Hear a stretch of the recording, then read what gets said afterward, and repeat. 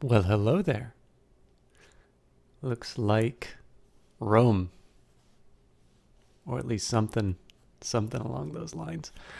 Good evening, everybody. I am obviously later than I was expecting. Well, okay, I was actually expecting to be late, later than I normally start. For those of you who do kick around the Discord or Twitter, you knew this ahead of time. I know there's at least one person who was really hoping for Imperator tonight, and I'm certainly happy to serve it up.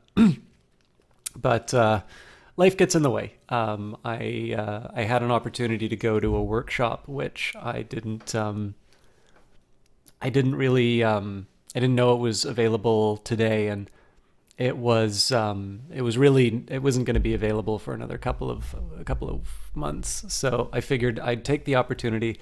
It ran until 8, and it's really far away. So the fact that I'm here now is actually me making good time. But one way or the other, if you were expecting Imperator at the regular time, obviously this is later than expected. This is going to be interesting too because I have removed the review copy. It's actually the first time that I'm going to be playing the Demetrius patch, which is version, I think it's 1.01. I think it's compatible with this save. We'll find out. If not, I might be able to revert, but where were we? Stream with the highest date, which I think is 517. It would make sense if it was April 25th because I know I wasn't able to stream last week, which of course requires its own explanation, but let's jump in. If you must break the law, do it to seize power. In all other cases, observe it. Failed to load save game. The save game could not be loaded. This could be due to the save game made with an incompatible version of the game. Save game uses a different set of DLCs or mods, or the save file is corrupted. What a shame. Hello, little man Darkstar. Darkstar, how are you doing? Okay, let me see if I can. I'm gonna have to mess around with a couple settings here. I probably shouldn't have disabled the beta, but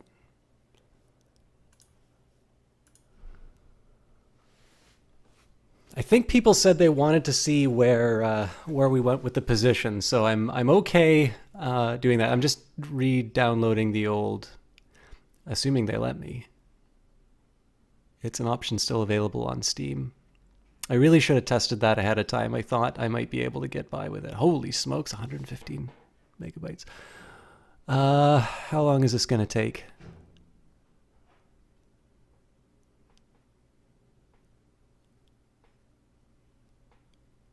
That says about 30 seconds. You're fine, about to head into Imperator Rome yourself. How about you? Well, I was in Imperator. But I know people wanted to see how I finished the position I found myself in. So I guess we'll do the old patch for a while with all of the with all of the features people dislike. And then we'll maybe decide whether or not I'm really inclined to start fresh. But I did say there was a pretty clear consensus last stream that we were gonna continue the save. So I'll at least head on with that. It does give me a chance. I did want to briefly address the reaction to the game because I think one thing that surprises me so much about this is that I believe Paradox's CFO said that the game sold better than expected. The critical consensus for this game is very good. It's, I think, an 81 or something like that on Metacritic. And then I don't think I've seen a Paradox Development Studio game with a lower rating on Steam. I think it's something at about 40% of reviews are positive or something like that. Now, I sort of alluded a little bit to this. So I don't know exactly what details I'm supposed to mention, but I know it's already public knowledge that there are differences in terms. This is pretty much for any key. There's usually a difference between when you can play a game on a stream and when you can do a formal review. Now, my suspicion here is that these exist largely to make sure that like content creators aren't able to scoop print reviewers and such. But this is not my specialty in terms of what businesses are interested in on that. But I generally don't need to worry as much about the second part of those embargoes because I don't normally do reviews. The worst that I get is people, want to say, I've been told to assume that the positive reviews should be triples or quadrupled to find out how many actually like the game. I think that would be fair. I mean, concurrent players would also be an interesting measure. I haven't seen that. And I mean, in the end, right? If you like it, you like it. If you don't, you don't. The community's opinion about a game really should not have that much bearing on your own private enjoyment of a Paradox Grand Strategy game. Obviously, if it's a multiplayer game. So one of the shames about Anthem was that it's a game built from the ground up from being a team game, a shared experience with everybody. I still don't have Imperator on the screen. There we go. So if people are feeling disillusioned with Anthem, and this is translating into lower player numbers, this really is a potential problem for the game. It may actually affect your enjoyment of the game if when you go into a group, it's only people complaining about the game itself. But I think it's something like 20% of Paradox gamers are are multiplayer gamers. And so if your experience is to sit down and just enjoy the game for what it is, then obviously it is between you and the game in front of you. And my personal feeling would be I hope everybody who winds up buying a Paradox game has a great time with it, because that's my experience of Paradox games. But that's clearly not going to happen. But like I said, there is always sometimes a little bit of a tension. I've always had it explained to me that it's not breaking the embargo if like you have an offhanded comment of, oh, I really like this. And it's pretty clear that people like ask in the chat, what do you think of the game? And I think a fair assessment is to say, I've been enjoying it so far, because this is true. And it is also not very informative by virtue of the fact that I had, probably double-digit hours in it during those opening broadcasts. So it's one of these ones where I want to respect the embargoes and such, but I also don't want to be too coy about it. So that's the one thing I wanted to get off that. There's no embargoes or anything like that. I think this is a good game. I'm under no obligation to play these things. I'm sure Paradox might reconsider the value of giving me a key if I were to just play it once and vanish. But there's no person hovering over my shoulder checking to see how many times I played the game, or at least they've not made me aware of any kind of evaluation like that. The fear that I had, and again I briefly touched on this, but I didn't want to get into review territory, was that my feeling is that there was a lot of hype for this game, because there's basically two meme games for Paradox. There is Victoria 3 and Rome 2. And obviously at the last PDX Con, they announced Imperator. Everybody was really excited. And it's, the thing is out now. And I think the people who want to get vocal on Steam are a group of people who perhaps had, it's clear they had different expectations from what they got. It doesn't mean that the game is perfect. The game definitely has some areas that could be fleshed out, and in fact, they've already been talking in the developer roadmap about areas where they will be improved. I personally think that there are some things about the UI that I would like to see changed. But the one bit of feedback for this game that I really do sort of push back against is the idea that there were features in... I'm going to load up the save just so I can demonstrate some of this. But there are features that are in other Paradox games that are not in Imperator Rome. Because I think... I say this as a layman. Obviously, I'm very interested in game development, and I think, the people who do that do magic. There really isn't... I don't think there is a Paradox game with a map this big. At the very least, in terms of, if you compare it to like a Crusader Kings... just the amount of detail in these maps is substantially higher. So that's one factor. And obviously, it's, I think, one of the best looking. Between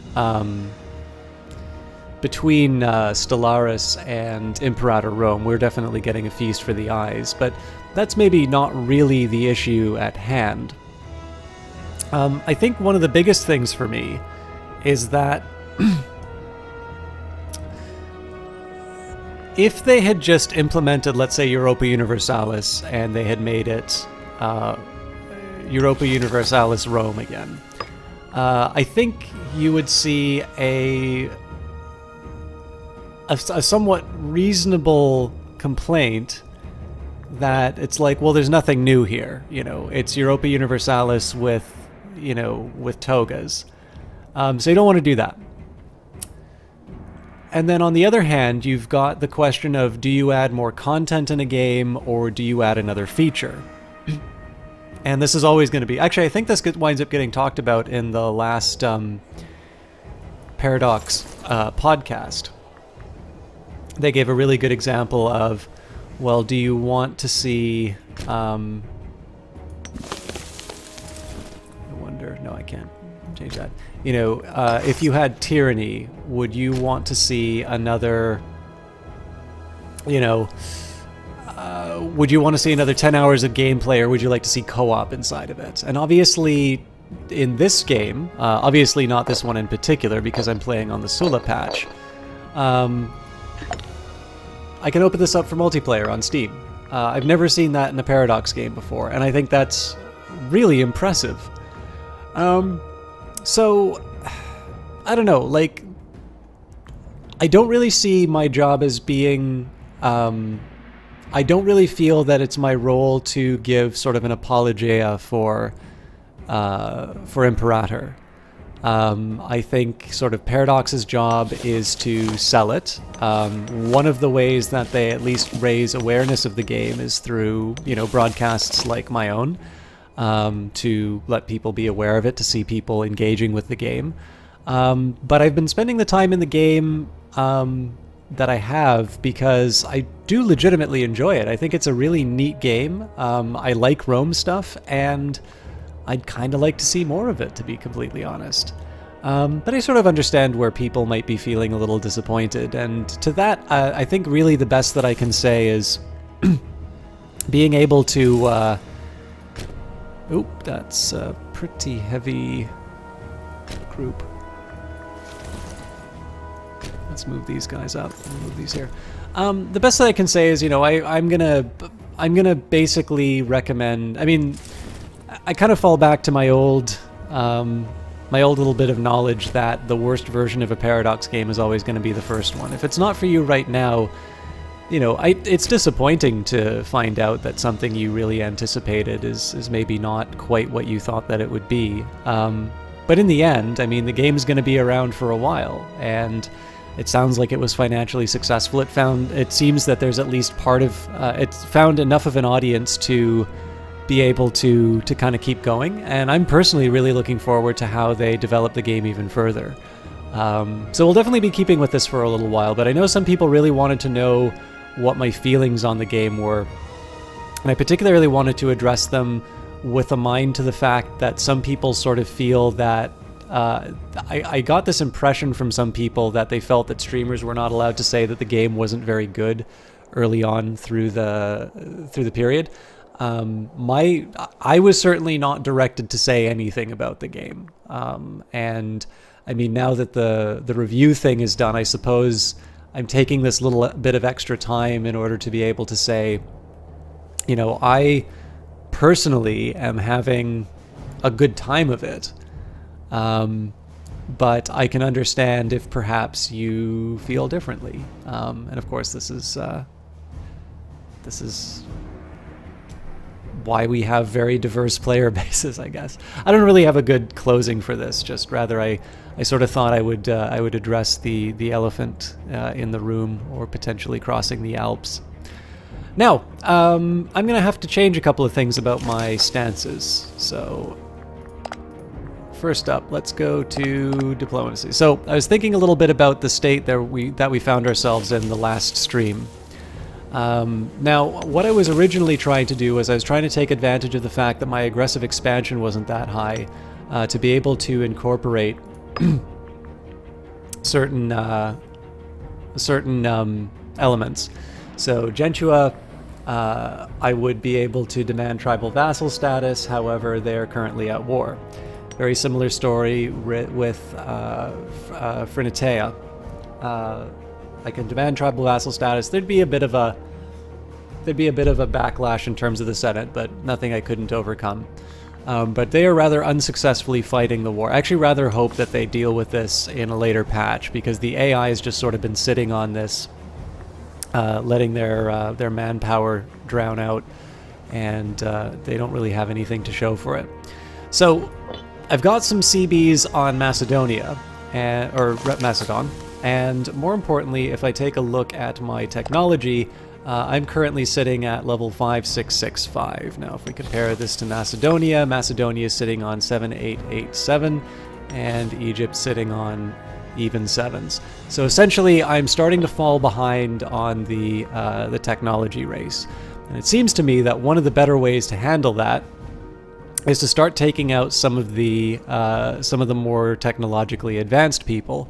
And more importantly, one of the ways I'm going to be able to do that is to take advantage of the fact that I have got about 200,000 manpower. So even though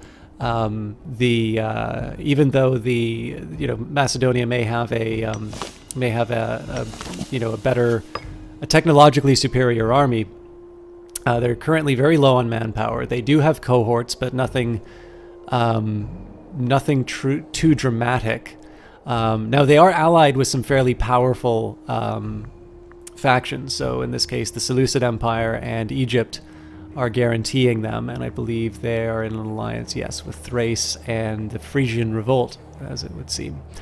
So I'm going to wait a little while just to get my troops in place, but essentially what I'm going to do is I'm going to rely on superior manpower to sort of push my claims, and essentially I might even wind up training additional legions. But what we're going to do, I don't know if there's that much I can do with about Egypt right now, because they're sitting on 110 cohorts, 23k manpower, and then on top of that, they're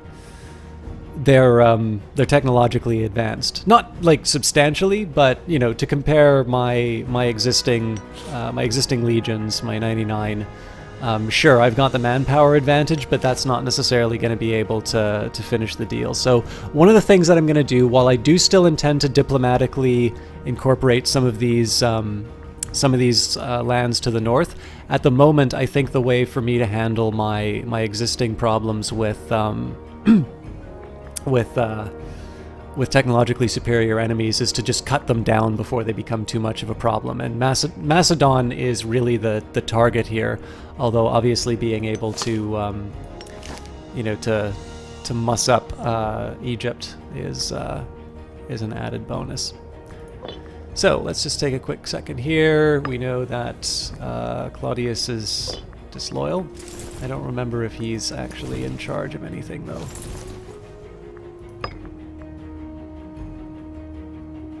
No, he's not. We have got starving pops in Roma. That's right, I forgot. We need to build granaries most of all. I think that will actually take care of itself. Another thing that I want to do is start focusing. So another way of me dealing with my technology problems is to improve the research efficiency a little bit. So right now, so one nice thing, of course, is that I have lots of people that are generating research. So that's nice. But as far as an efficiency is concerned, our maximum is 300%. Our population is 3,526. Our current output is 3,281, and so the most direct way that we would be able to improve our research output would be to start making some more citizens. I have some specific ideas about how I'm going to do that, but the other thing I want to do is just take a quick look at my my techs here and make sure that these are the way that they should be. So The only other military technology I can get right now would be permanent shipyards. Now that would have helped me with my trireme costs, but I'm not. I've already built them. We're good for money, so I'll hang on to that. Military administration. So we took this because that was what was available. This improves the loyalties. We might want to change the oratory ideas though. We've got sanctioned privileges, which will lower monthly corruption. We've got strategic propaganda, which will improve the happiness for wrong cultures. Patronize scholars, which will increase our research points. Hospitium, improve opinion maximum by 33%.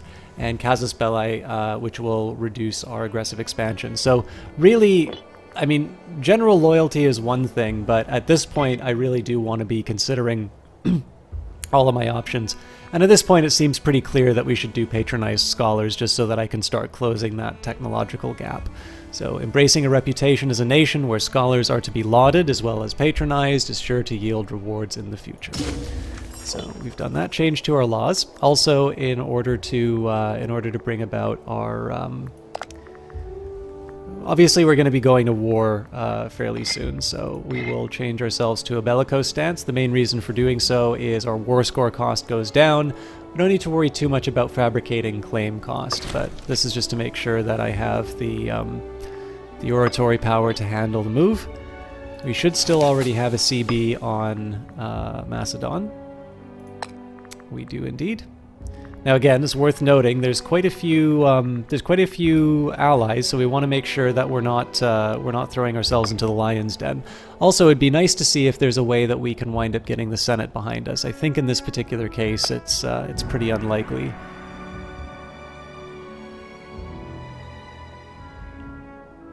Yeah, unless I can get a dump truck of popularity, I think I'm just going to have to accept that this will be a tough one. So.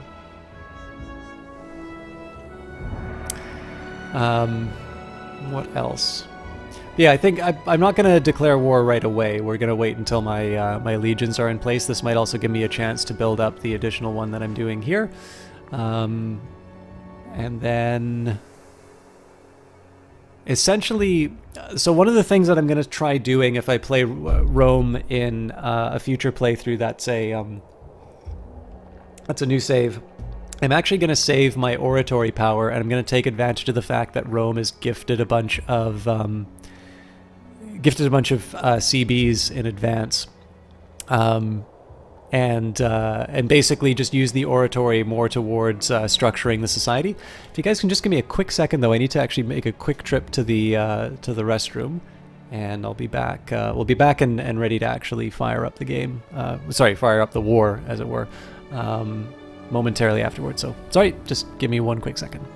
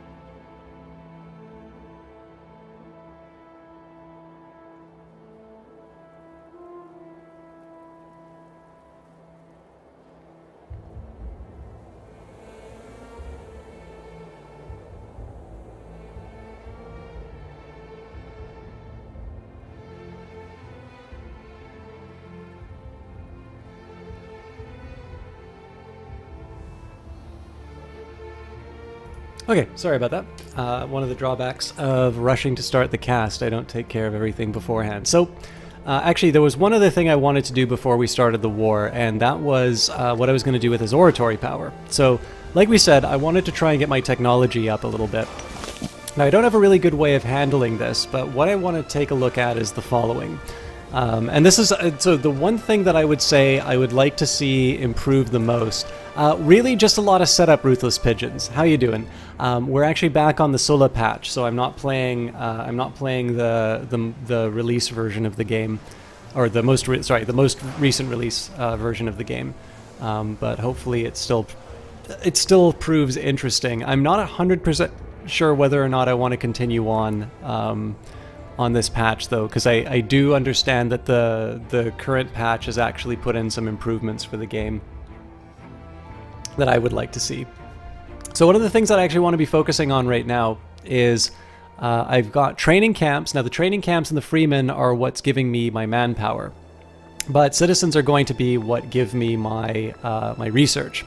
So one of the things that I'd like to do, and again, I wish there was a better way of me seeing this division. So for instance, we could do population map mode. We can sort of get an idea here of the, the number of citizens, freedmen, and whatnot. Essentially what I want to do is I want to find some areas that don't have training camps, which improve the local manpower, where I can sort of upgrade the freedmen to to citizens and take advantage of that. So Fundy is a great example of that, actually. In this case, we can say, let's just promote the two of them, and let's build another marketplace to mark that. Okay, so we got two trading camps here. In this case, the freemen are actually doing something pretty useful. Training camp here. Double up trading camp. All right, so we've got 9 freedmen here. Let's build another marketplace, and let's upgrade some of these folks to citizens.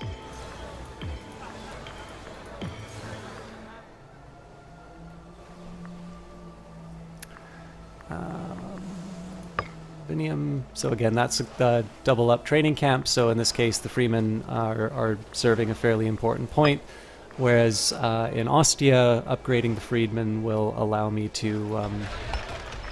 I don't get the same bonus from the training camp. Now, of course, you might say, well, maybe just build a training camp there, but in this particular case here, I need more citizens. So I'm actually okay making these moves. Cures, well, we only have one, but congratulations. Norba. Okay, similar story.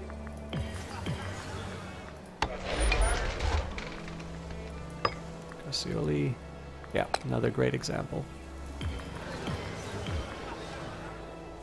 And I don't have enough money. Oh, I blew that. Let's...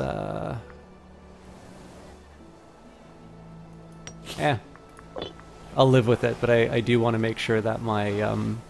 I do want to make sure that I can build that other legion. Oh, very cool. I suspect these good folks will probably be doing that well before I get there. Okay, I'm curious if it'll show me what that did. Hey, there we go. So, I mean, I think that's about 20 points, or 20% research efficiency that we just gained out of that, and we'll probably get a nice, healthy little boost to the economy as well.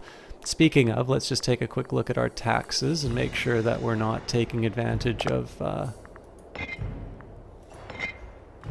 Yeah, I also need to actually start paying the army now.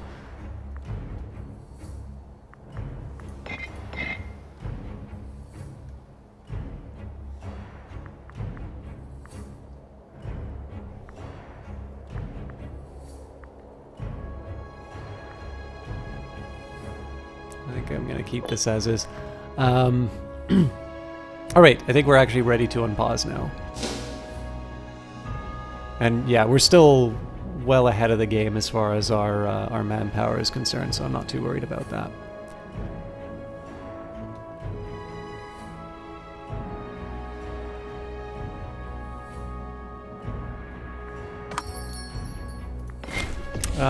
Galaxy City of La Poncha is requesting to import wine. I'll happily take that. Alright, I wasn't expecting these guys to get attrition, unfortunately, so what can I do about that? Absolutely nothing.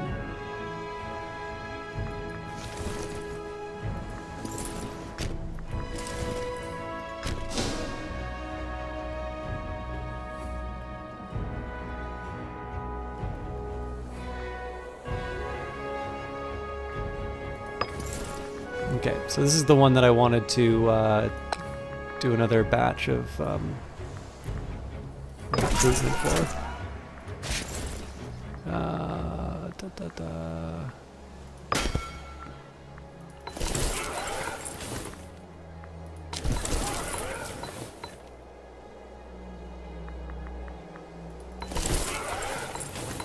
I'm genuinely surprised that my treasury fills up fast enough to be able to do that, but that's the economy for you. Alright, they would like olives. Happy to give it to them. Let's figure out what we want to do with these guys. So we've got 16k in... Okay, they'll be able to manage it, so I'm going to put my 18k over there. 15 here. Now, in reality, I'm probably going to want to have 4 legions in the south. And I think I can get away with 3 in the north, depending on where everybody shows up.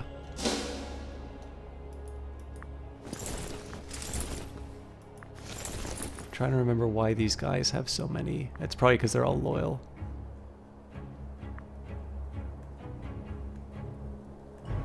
Oh, that's right, they're building a road, so they're going to take a while.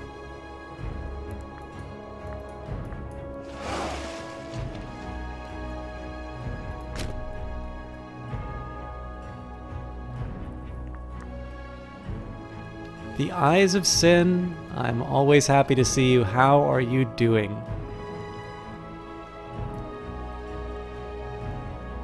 Let's take a quick peek at what my enemies are plotting.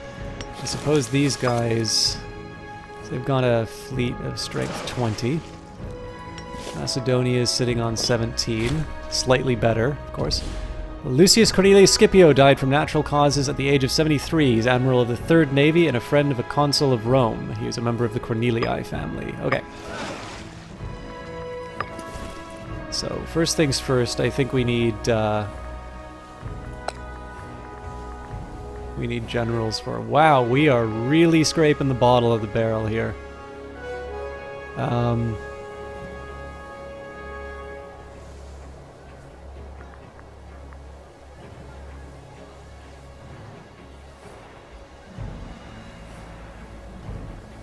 I think in this case I'm actually going to appoint him as a general, as much as it pains me to do so.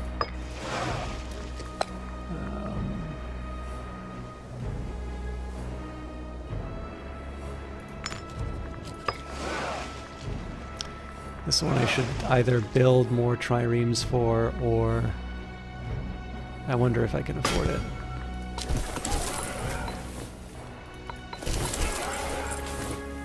Yeah, I don't think that's worth it.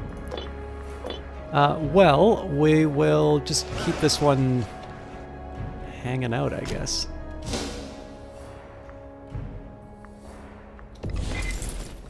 Okay, so these guys are ready to go. Let's send them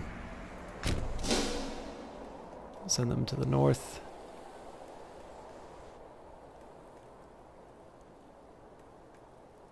And we got our marketplaces, so hopefully that'll be a nice improvement to the economy. If nothing else, it should hopefully boost my technological capabilities. I'm slightly curious about the trend that it shows. Let's just hold that off for now. I actually want this unit to be united.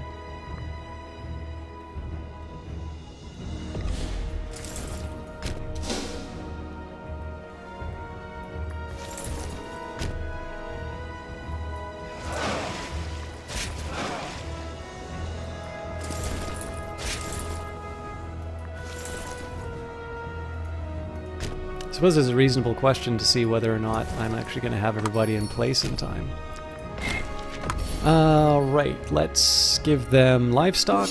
We can give them wine, and Excellent. We're not currently exporting glass. That'll give us bonus research points. That makes me happy. And we've got room for another invention. So what do I pick? We can get bonus starting experience. We've kind of already got that taken care of.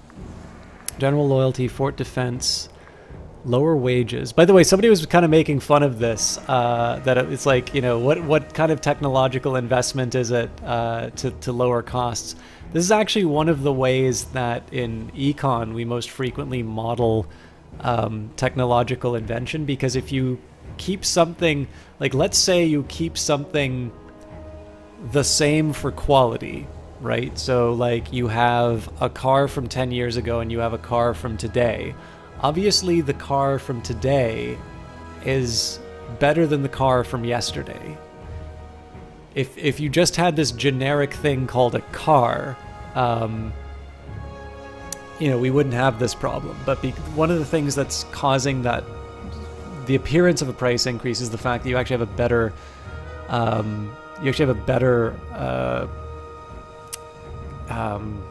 like good. And so once you hold, like if you think about it, if you hold the quality constant, one of the ways that you can also model the same thing, you can either say, you know, okay, the price has kind of gone up, but the quality's gone up even more. Or you can say, you know, the quality was the same and the price went down. And in a lot of cases, it's a little bit easier to model it on the price side. So it's not as ridiculous as I didn't really explain that very well. It's not as ridiculous as it seems in this here. I think that's actually a fairly reasonable way of basically saying that you're becoming better at administrating the realm. And so the cost of doing that administration has gone down.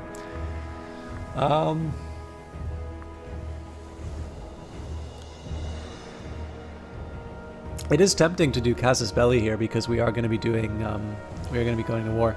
I'm a little annoyed at the fact that it's telling me that I don't suffer attrition when I go in, when I move the unit, and then when I show up, I actually am.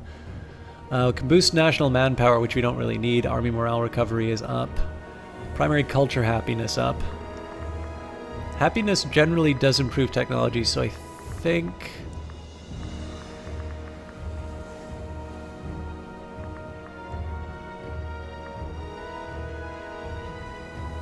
Pretty sure that I'm going to be able to win this war no matter what. Let's do FUG. In Rome, slaves which had escaped had been and caught were branded with the letters FUG for fugitivus. Fugitivus. Leaving lasting impression on themselves and all who viewed them as to the dangers of rebellion.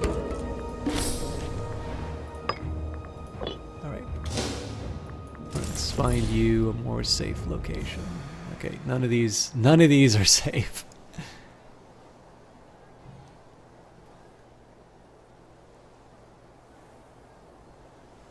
This is apparently the least terrible of all of the options, so maybe we'll take you down south after all. You have friends showing up.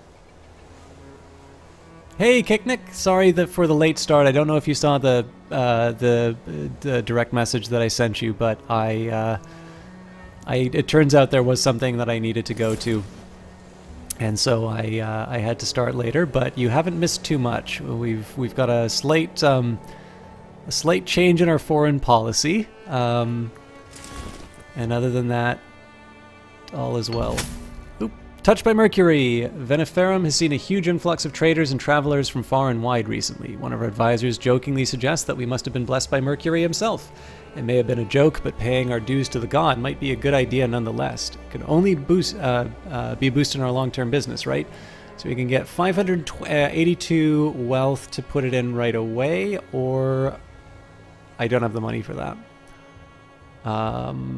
Normally I would love that, but in this case we'll take the cash and we'll actually put it to good use.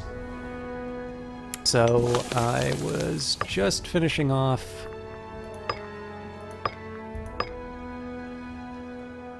okay. I think for my any location that has more than 10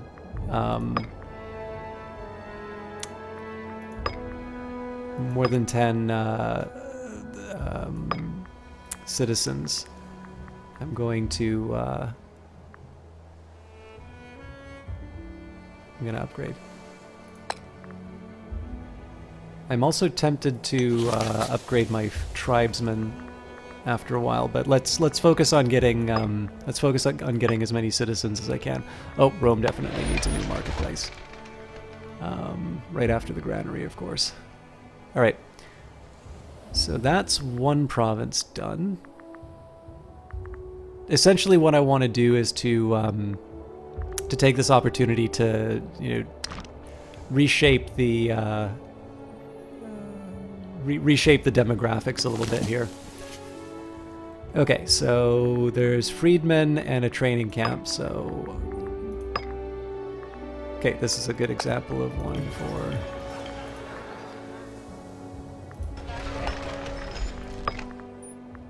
Okay, another one.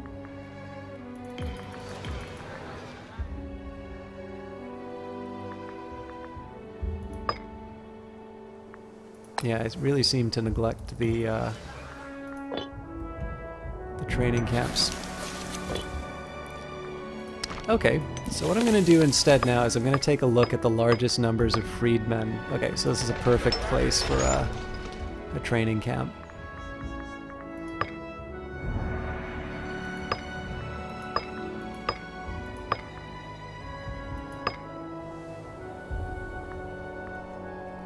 And then the other thing that I neglected was, I can't remember if it was Sicily or the north.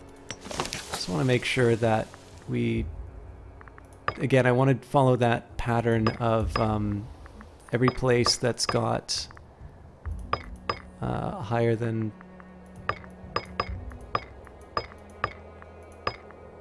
0.1 should get a marketplace.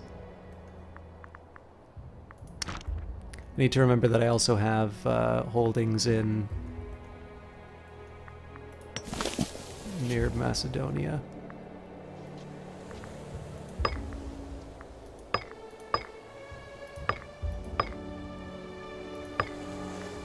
Okay, that's roughly the way it should be. I'm trying to make this one relatively quick just because this is just dealing with the windfall I was given. I am also going to eventually need to do something to make these people happy with me.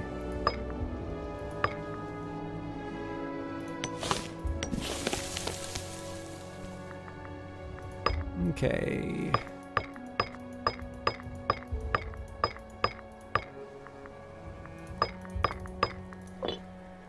So that's more or less taken care of. Let's take a look at Greece now.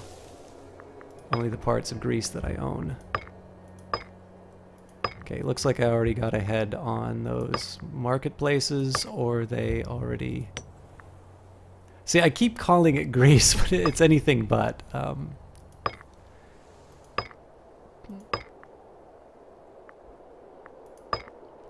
at least some of the parts I was looking at.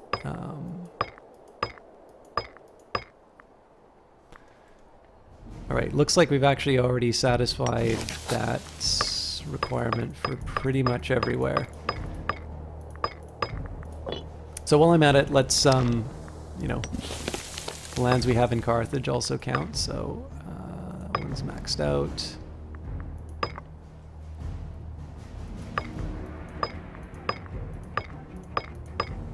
Okay, that's not terrible news. It does mean I'm gonna have to think a little bit about what I do next. I don't think I can make another legion because I don't have any generals for it. What do I have in terms of... Okay, so I'll have 3, possibly 4, and 3 to the north. Yeah, no, we should be able to handle it. I just won't have anybody for home defense, so I think I am actually going to build 1 more legion. Even if it doesn't have a general. Just something to keep back home in case.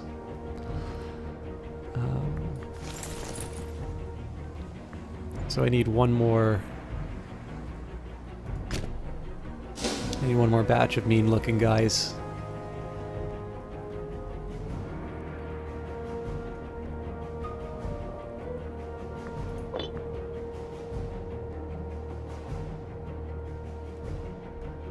I should take a quick look at loyalties and such. So most places are loyal. Most of them are also pretty happy.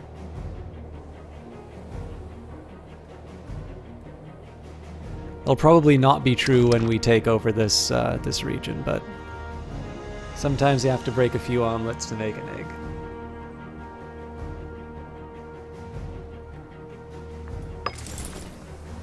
Okay.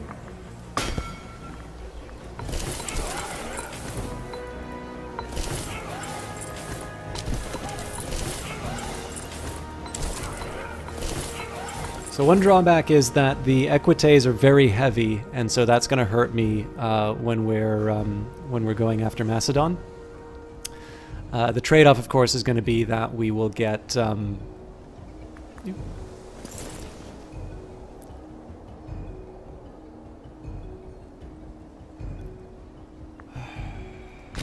not really sure where to put these guys, to be honest.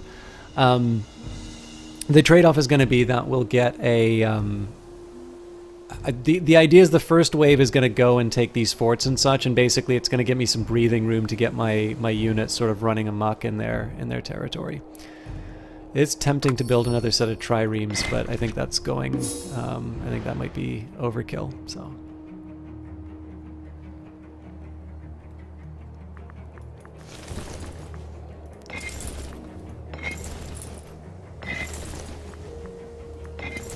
Just want to make sure everybody's got the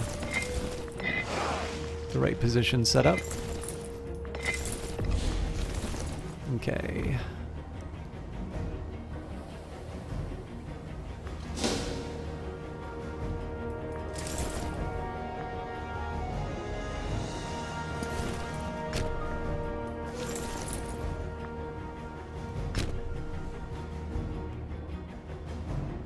Apparently, I brought up one too many.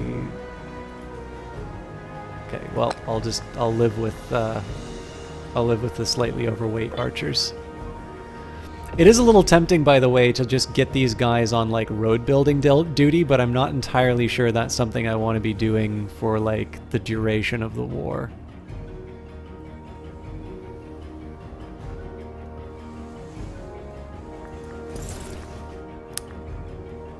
Although I suppose I can get them to do...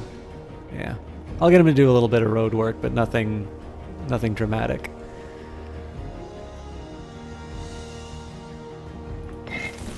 Okay, so I don't want this guy to win the siege. Alright, I think we are ready to go. The only thing that worries me a little bit is the positioning of a few of my fleets. Do I really only have 3? I feel like that's a little too light. I think I'm going to build another batch. So we'll take one of these triremes and we'll build...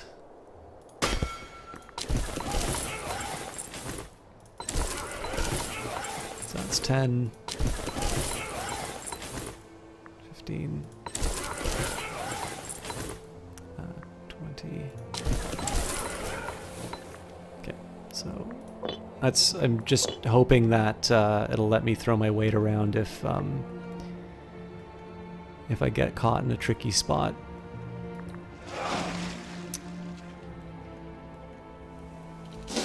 And you know what? Let's just get the party started. Hey, and we got a we actually have. Apparently I've became popular, so yay me. This time we don't need to get any tyranny, so let's say we'll just take Macedonia straight up. So I'm mostly worried about Thrace. Egypt we can keep at bay. Egypt we can keep at bay with our navy. Thrace doesn't have much as far as martial advances are concerned, but they do have a reasonable number of cohorts. So essentially what I want to do is I want to make sure that I don't have too much... I don't have too much in the way of... oh, you know what? The whole army should be moving.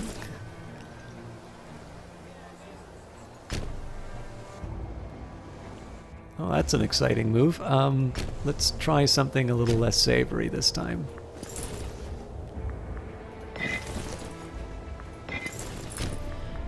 Yeah, this attrition's gonna be kinda killer, but the thing is we have the manpower to survive it, so I think we're just going to tough through it for this. So what we're going to do is we're going to tough through the attrition for the first batch of forts, and then we're going to wind up splitting up the legions into something a little more manageable.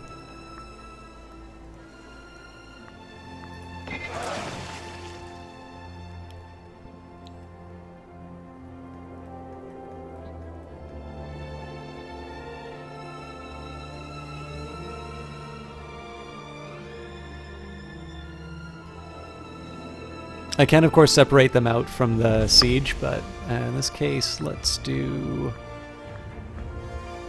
Casaspelli just to help us out with the war effort. Establishing a just cause for war is instrumental in negotiating favorable terms for our enemy's surrender. So again, I'm kind of abusing my manpower right now. This will just be in the first... This will just be in sort of the first little bit.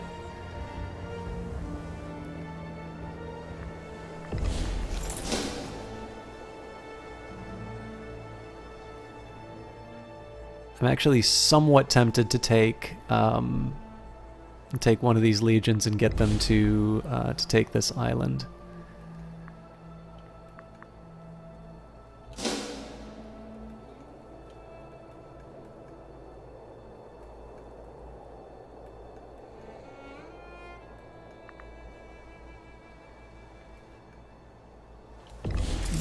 Is there anything I can move them onto? Unfortunately not. Best I can do is kind of put them back in a point where they'll be bleeding fewer troops.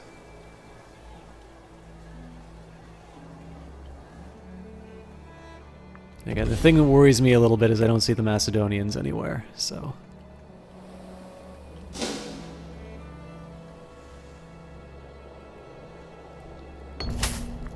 Holy smokes! Another commerce influx. We still don't have the money for it, but in this case, we'll pocket the money and we'll save it all in the treasury for the next little bit.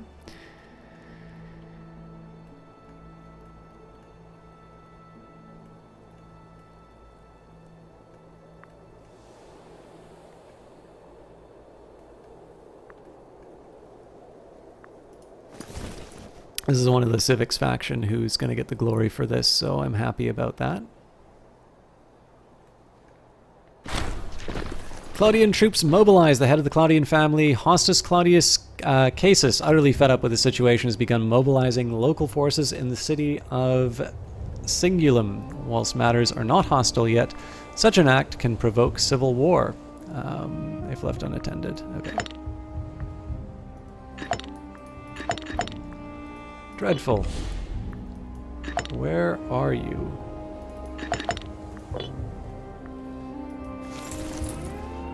Well, we are going to need to pay to reinforce his troops, but I don't see any reason why I can't throw him in the...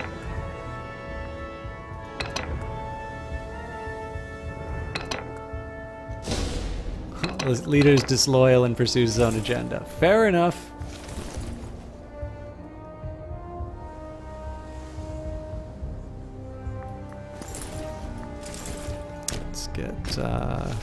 Okay, apparently can't get anybody in on to take out Thermos. Oh, I'm paused, sorry.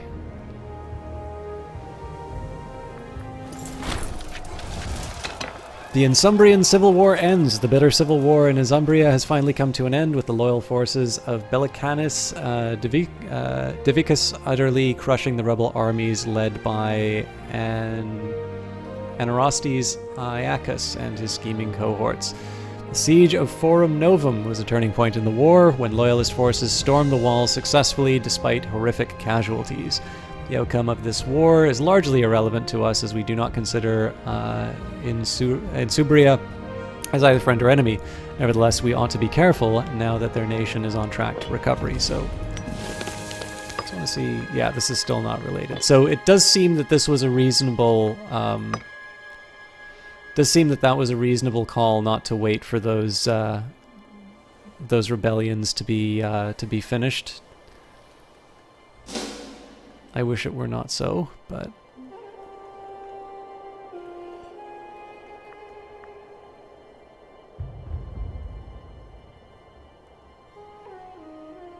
So again, the plan is, let's just take a quick look at the supply map. So this is the brutal part for getting into Macedonia. This works to my advantage as well as my disadvantage. So what I'm hoping is being able to take down these forts will basically let me split up all my armies and sort of gobble up these little spots down here. So there's a very heavy manpower cost in terms of the attrition at the start, but what it does is it just lets me swarm out over everything. How you doing, CKY2 Kendall? I know it's not Stellaris, I still appreciate you showing up though. Alright, siege lasted 150 days before the garrison finally succumbed to hunger and disease. Rome now controls the province, the garrison were allowed to march out, and Postumus Cornelius Scipio has earned 1 popularity. Alright, so let's get that guy into a spot where he doesn't get attrition. Similar story for everybody else, really.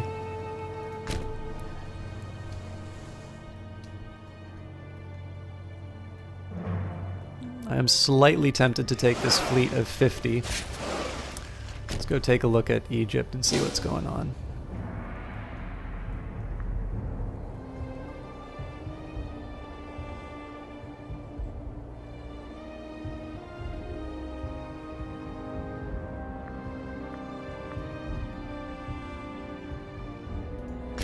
I think I'm actually just going to look along the whole coast.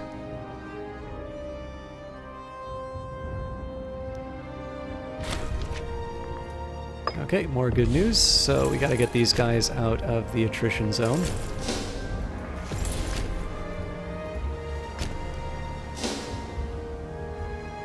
Nope, these are actually going to get taken on their own. So let's move the... Oh, no, don't do that. We'll at least get them to a spot where they're suffering less attrition.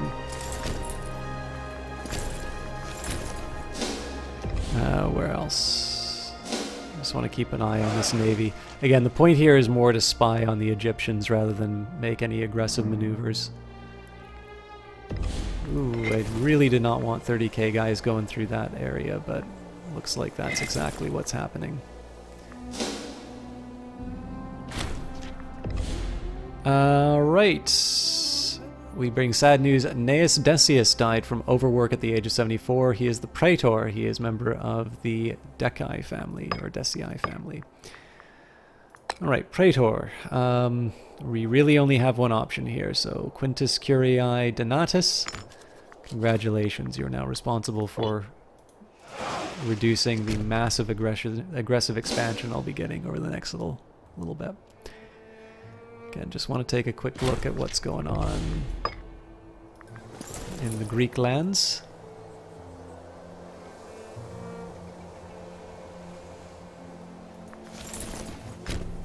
Okay. So now I'm going to try and swarm everybody out.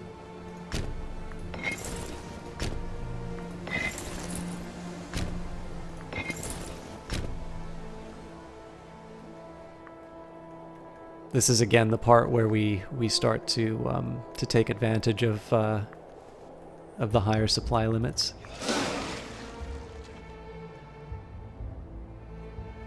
Now the thing is, these guys do have units to help out.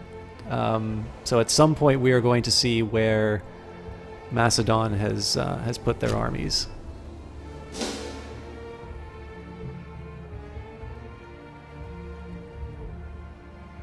Of course, hopefully by then we'll have enough war score to be able to sort of aggressively pursue our claims.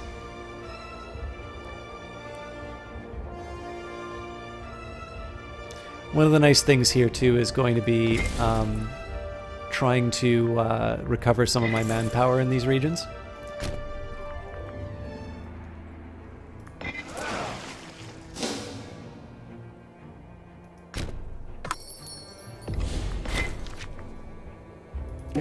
Happy for trade.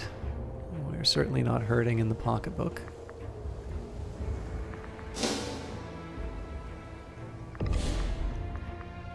I believe we are still at war with the Frisian Revolt, so we might actually want to make a side trip and gobble these up too.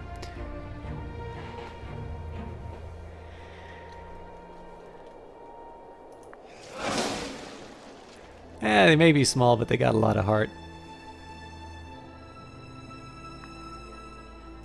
I got some mercenary group. Again, no sign of the bad guys.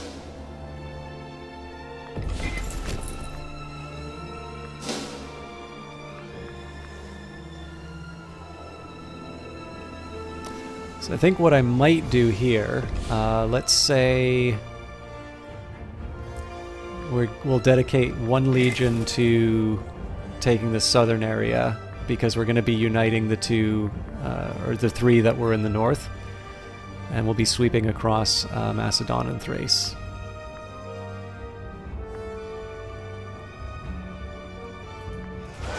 So it looks like Egypt has either moved their armies elsewhere. Suddenly I turn around and find out, oh my god, it's they're in Rome.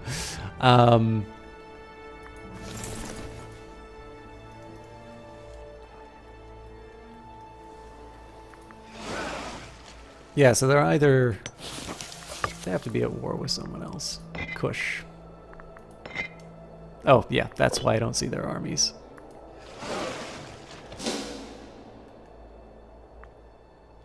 Oh, I saw that little guy. Okay, so I think I'm going to move these guys to the north. I think these guys are going to head south. Actually, you know what? Let's just start splitting this up right now.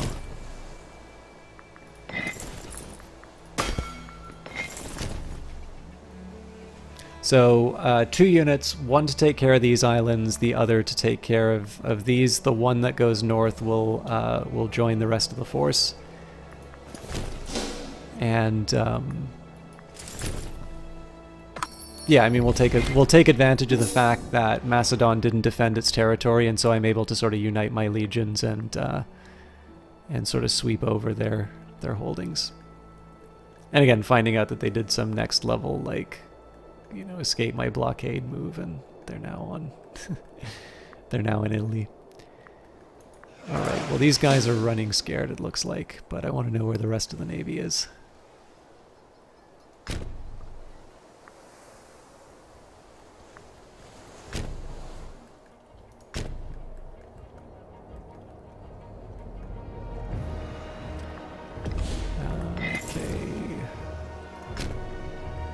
Guys up.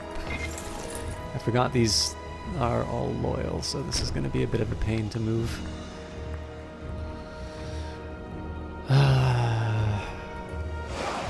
Okay, I don't have any easy answers about what's going on in Egypt. Apparently Egypt has a bunch of units. It's just nowhere I can find them.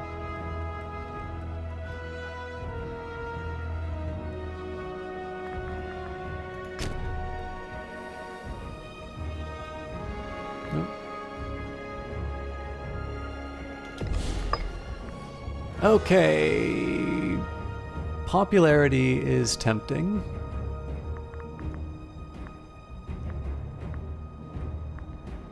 Monthly general loyalty is an interesting one, because that would mean I can potentially sway that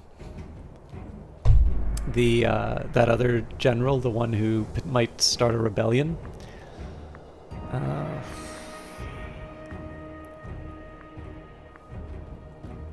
Pop growth is also kind of nice, but Jesus, Rome's still starving. I would have thought the granaries would have dealt with that, but clearly not. Okay, let's do... Slave output's really tempting, but let's... Actually, I'm going to do population growth here. Bread stamps were used as a means of identifying which bakery produced any given loaf. This allowed for the identification of quality and management of food spread diseases. Ah, well, that... that took care of that. I am still going to build another granary in Rome, though. I do need to find some use for this money at some point, but... Okay.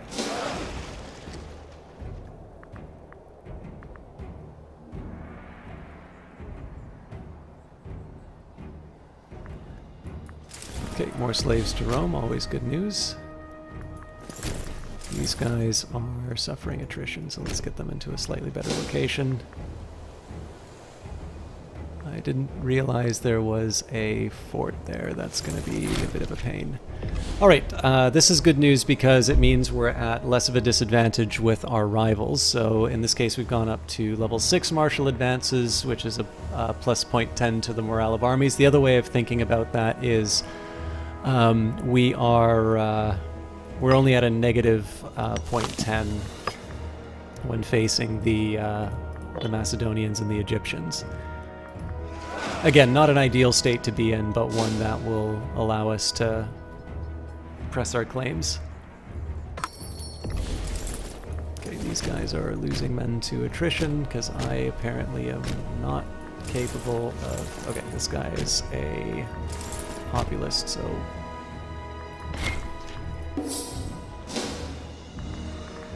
I'm trying to deny the populist some big wins, just to make sure that he knows his place.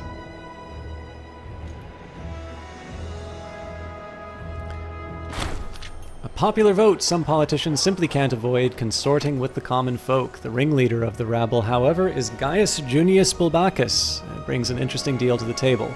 In return for the support of many of the deplorable populist faction, he would demand that we close an important route to our capital, thereby providing the local people with greater control over their own affairs.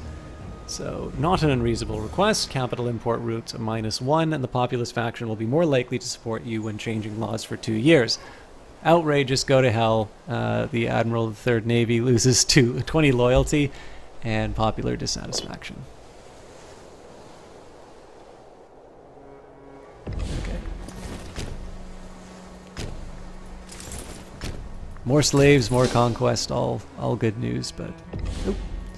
Election's coming up, so looks like it's a military candidate coming up. That's particularly good news for me. Rome is starving again. I think I'm just going to build a 2 granaries just to get out ahead of that. We're going to be on a knife's edge on that for a while, I think.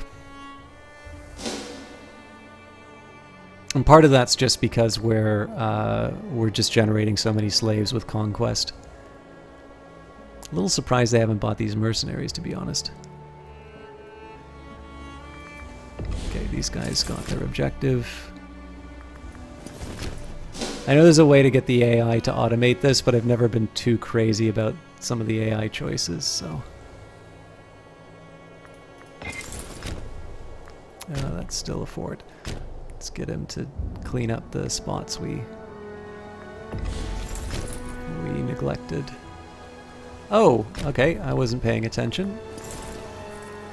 I don't really believe these numbers, but let's get some reinforcements in on the double.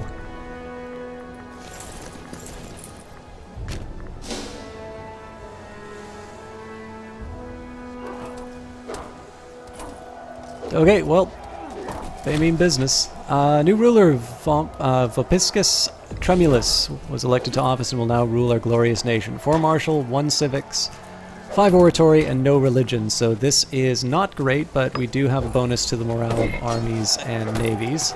And this guy is getting trounced.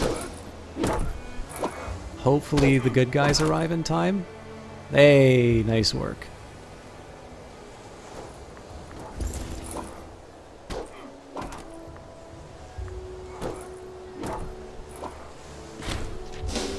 Okay, the Battle of Pella. During the struggle, 7,252 of our 29,850 troops were killed. Thrace has lost the battle. We killed 6,846 of their 19,000 troops, and we did imprison one of their commanders.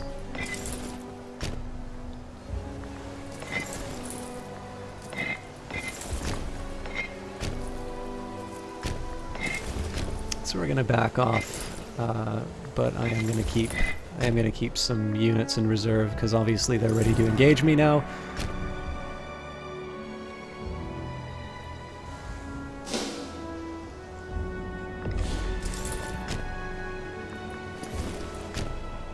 Ugh. All of these islands are going to be a pain to deal with. I kind of want to get these guys back by the Nile and see what's going on there.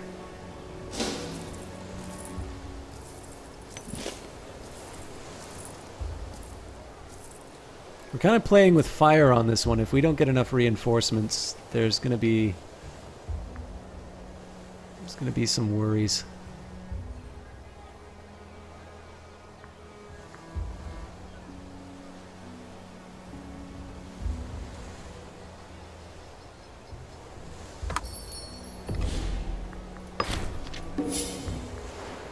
Exiled armies? That doesn't make any sense. Oh, it's probably because the Frisian revolt is no longer a thing.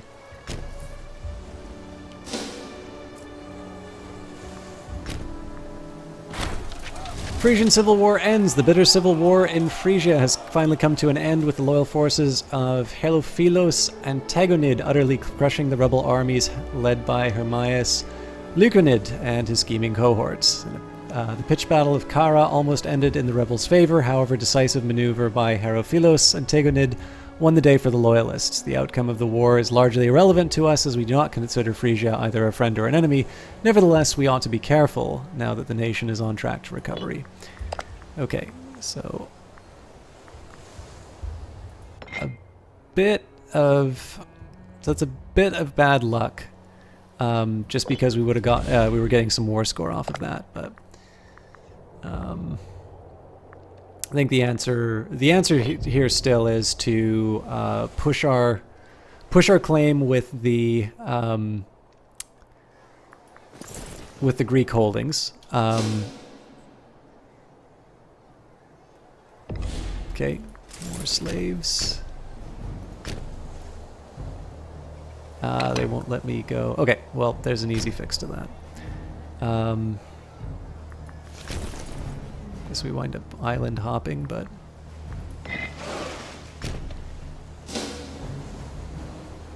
I'll take care of these and then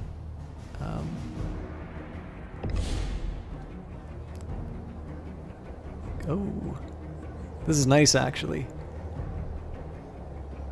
So we get to claim a few Egyptian lands.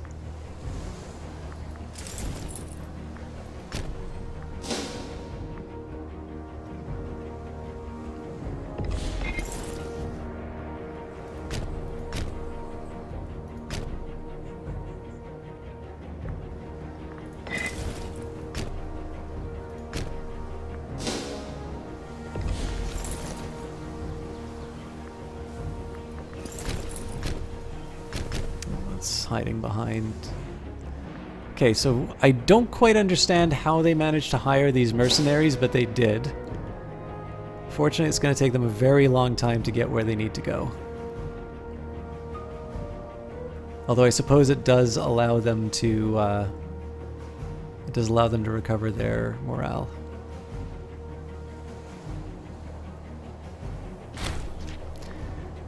A new ruler, Camillus Fulvius Panaetius, was elected to office and will now rule our glorious nation. 6 martial, 3 civics, 7 oratory, 2 religion. The mercantile faction is now in control, giving the following benefits: commerce income and diplomatic reputation.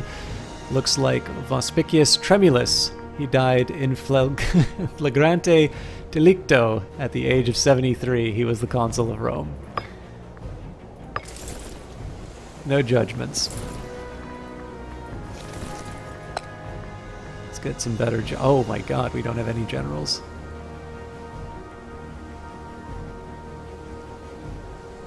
Gonna have to start turning some of these guys into citizens soon, I think.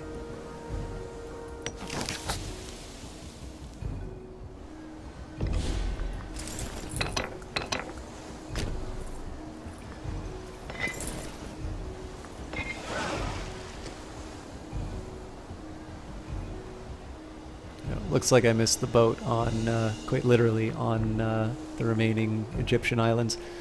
So I'll move these guys up to Thessaly.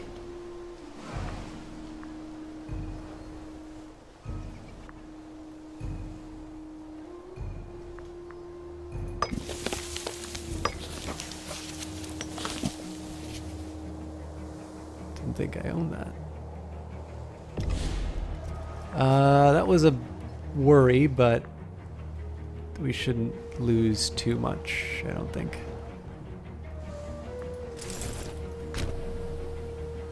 I normally bring this fleet in to help, but okay, let's see how this goes.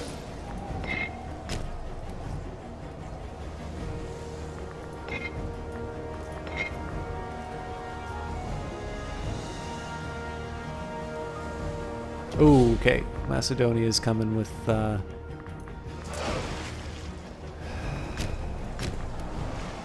some firepower.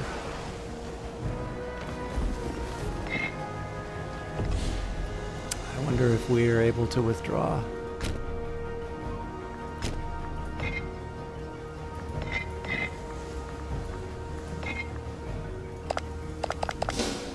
Looks like I can't.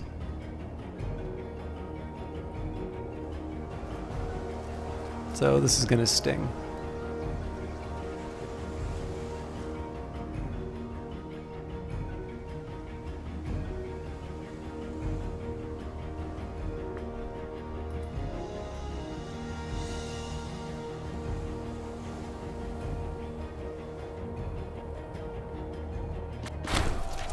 Oof. That was the whole group. All right. Our troops flee in abject terror before the might of our foes. Gaius Junius Bulbacus believes that they may have a better chance to escape and rally if he leads a diversionary charge against the foe. Dare we let him? Okay. Gains coward.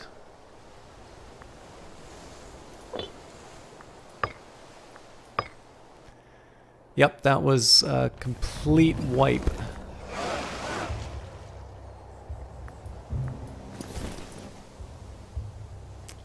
Well, we'll take the remnants of his...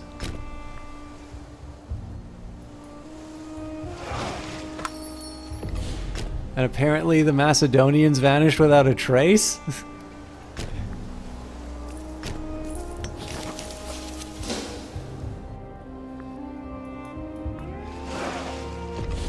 I wasn't paying attention again.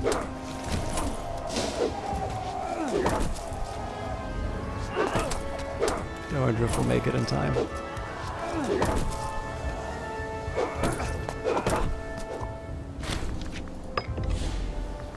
Lovely.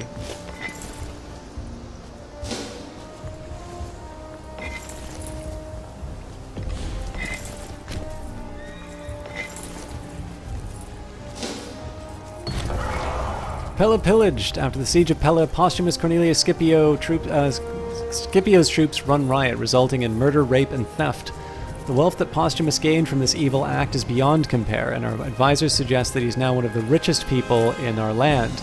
Even deserters previously resident in Pella are flocking to join Posthumus. Despite his popular acclaim, we should consider punishing him for these dastardly actions. Okay, so...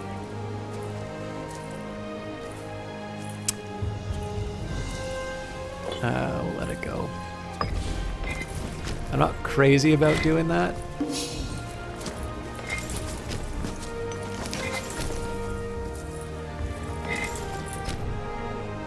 No, there's that fleet. Okay.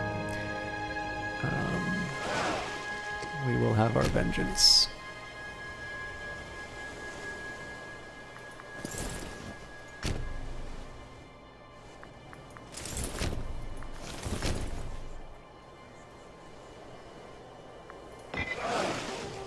I'm gonna bring 25 ships just to bring these guys back.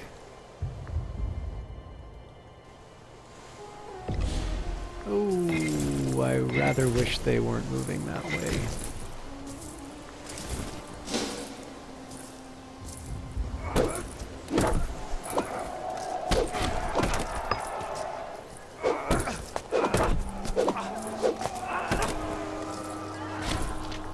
think they kind of got what they deserved there. Please stop.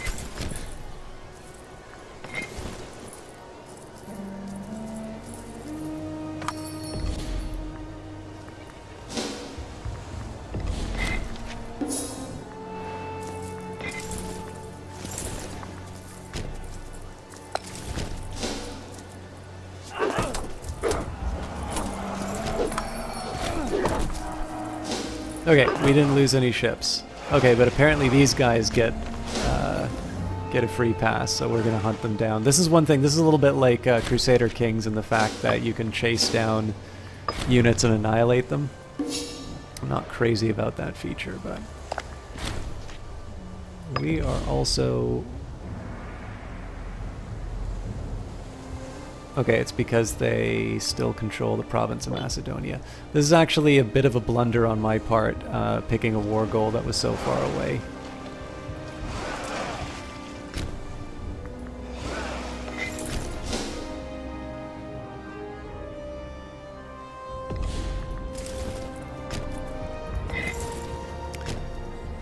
Anyways, as is our way, we're just gonna keep hammering away at these war goals. Let's maybe take a look at the province menu. Oh yeah, so this is the province of Macedonia. We'll have this before too long.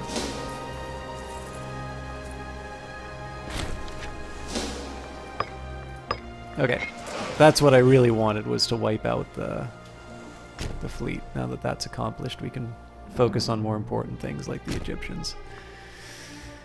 Okay, these guys are running around. This is a mercenary company, but there's not a lot that they can do at the moment, so I think we're gonna move everybody up a unit just to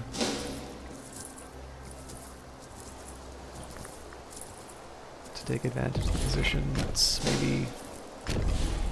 You're not allowed to move like that? Okay, we'll wait till he's locked into a move.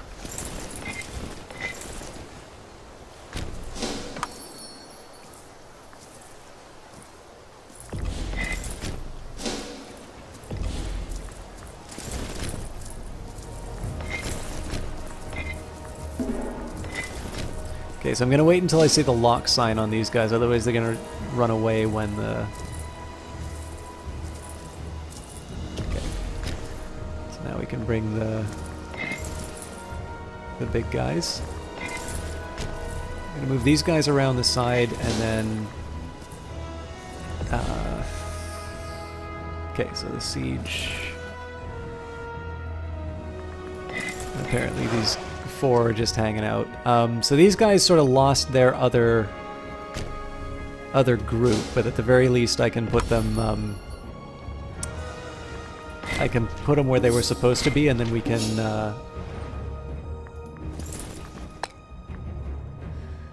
who do we have as replacing it? Let's just dismiss him.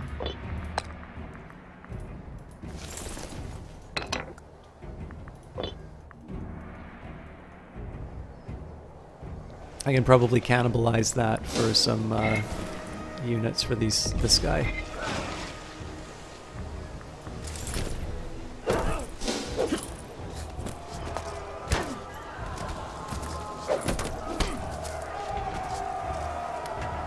So this should be enough for me to get Macedon. I kind of wanted to deliver one last big hit to this unit, then we can spread out again. Again, what's allowing all of this to happen is the fact that I've got enough manpower to sort of throw my weight around a bit. Yeah, Egypt's definitely... So, if we can get an early enough win in Macedonia, I think I'm going to try and turn my attention to Egypt and just give them a bit of a bloody nose. It's going to be I need to be really careful about how I handle that, though, because Egypt has definitely got some might. Like, if we take a look at what's here, they've got 140. Oh, but they're short on manpower. Actually, this is a perfect time for me to bully Egypt. I definitely need to make sure I'm bringing everyone though. Apparently I'm just letting the Legion starve to death on the boats. That's not desirable. Alright, this sucks. I have no idea how it wound up counting as being on some Macedonian territory, but this guy was apparently able to... This doesn't actually make any sense. So the real challenge here, so they're now in good shape. I'm actually going to have to take the time to redirect a unit to chase these guys down in hilly territory. They were hired right here. And it's not at all clear. I mean, it's possible they went out through Kavia and back. I find that a little hard to believe, though, to be honest. So, I'll take the 18 and the 16. That's a real pain, but...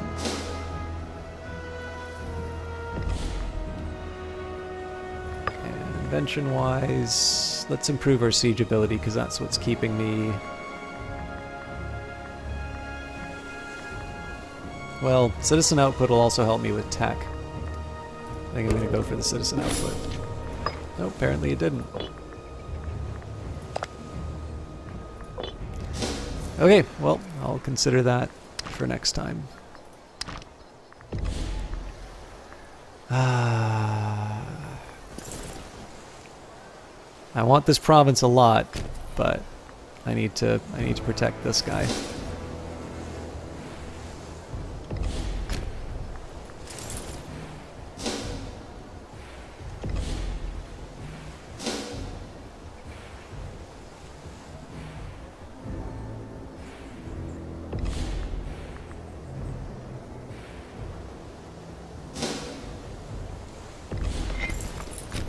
While I'm at it, I'll just get the weaker unit to clean up the rest. This is the last bit of the province of Macedonia. Actually, let's get them...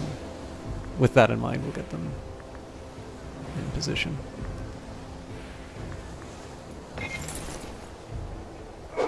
Ah, clever.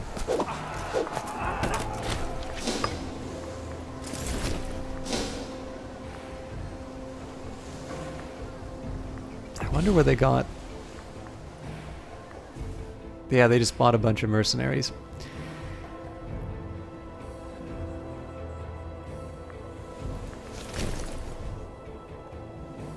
This is definitely a big pain.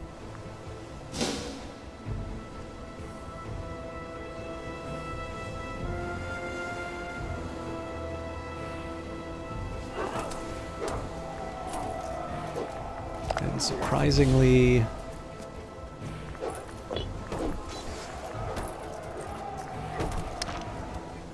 What don't we have in Macedonia?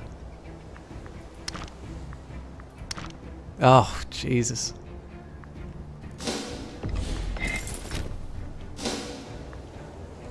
I need to make sure I actually get the war goal, otherwise it's going to be hell to pay. Okay.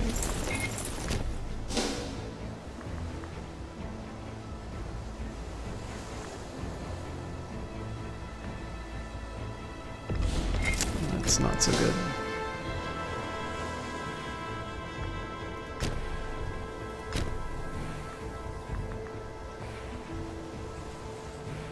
So again, I'm just trying to...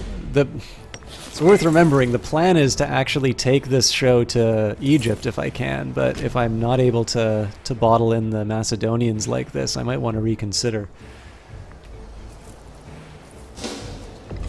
I wonder if I can make Thrace... No, Thrace is spoiling for a fight. Okay, so I think it's pretty clear here. I need to slap around Thrace. I need to take Macedon out of the fight completely. Ideally, I'm still going to be able to turn this around on Egypt. The Seleucids are the number one enemy here. So The good news is, of course, I have the manpower to be able to prosecute this. I'm going to need to sort of refresh my legions, but we should still be able to make something happen. So...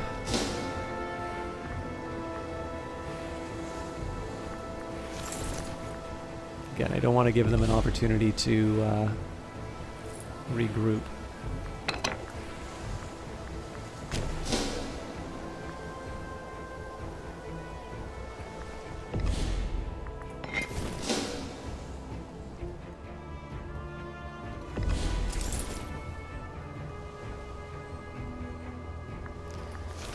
That's a oh, Jesus Christ. I'm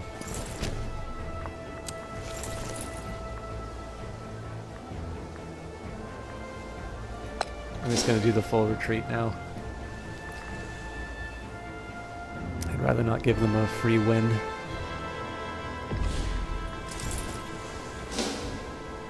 Now, I rather wish that these were slightly better battles, but I can live with some of these numbers. Oh, they're really going to pile on these guys.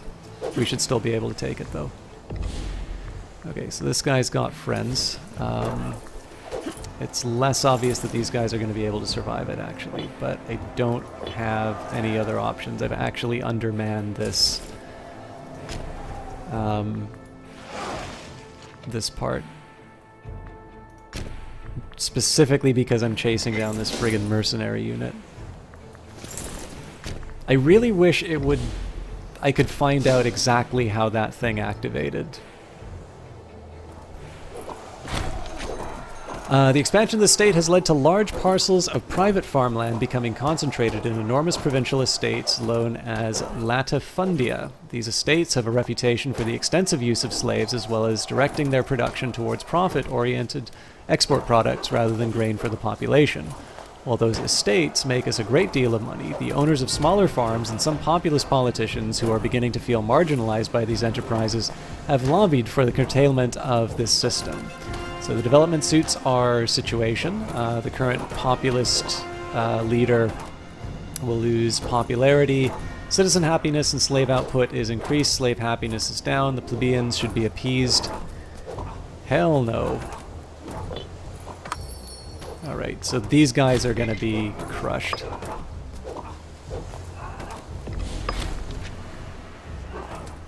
Sure.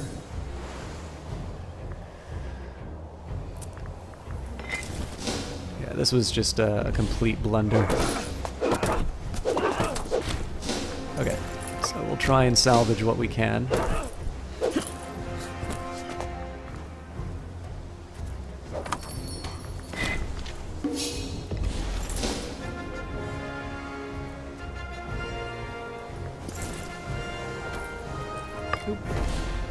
To assign a new praetor. Before I do that, let's see if we can improve my... I think I'm going to improve my tech. So from... Ooh, we really do not have a strong bench.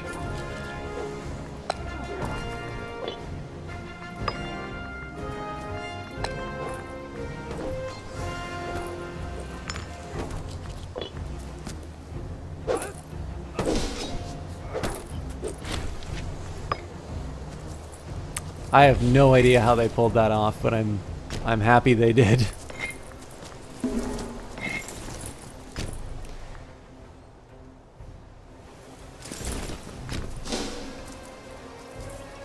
Boy, I really wish I didn't get the attrition of having 34,000 troops marching on top of each other.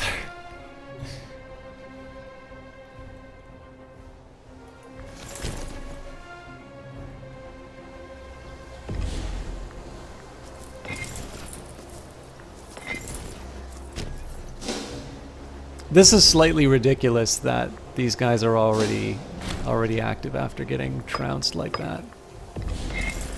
Okay. I think at this point we're just gonna chase him down.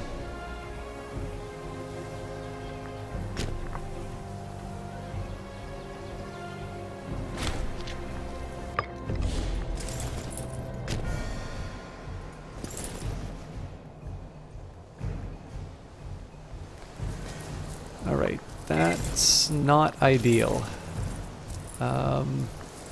They're walking into a hard fight. There's nothing I can do about it.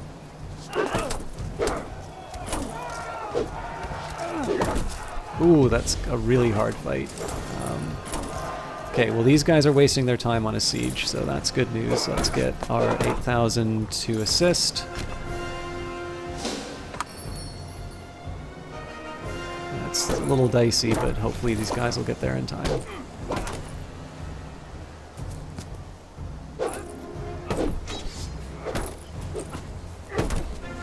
Alright, that's bad, but if they can hold out long enough, I don't think they're going to. In fact, these guys might be going into I think these guys are going to be going into a really bad encounter. Ouch. That could not have possibly have gone worse. Because these guys are going to lose now.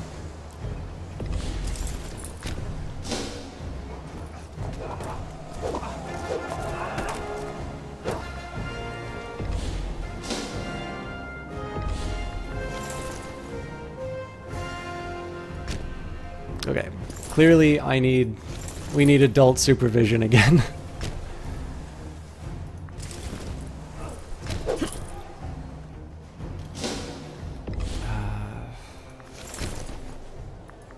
At this point, I really can't be complaining about the AI because I'm not performing any better.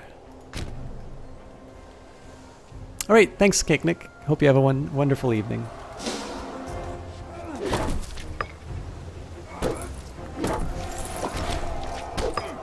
At this point, I just voluntarily retreated.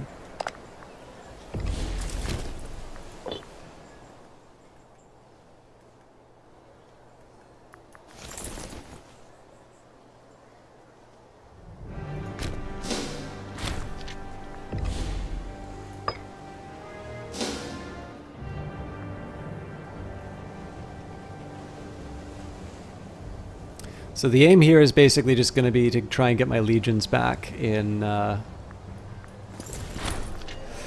going to try and get the legions back to where they need to be, and then we can finally put the cap on. Ooh. I think I need to understand these retreat mechanics better. A little-known man by the name of Publius Sempronius Sophus addressed the Senate recently, denouncing the poor performance of Octavius Fabius Licinius, a key member of our government. Furthermore, the upstart Publius claims he himself would be a better candidate for the role. After the address, Publius reinforced his argument with an offer of a sizable bribe in return for granting him the position instead. So he's the Tribunus Militarum. He is actually...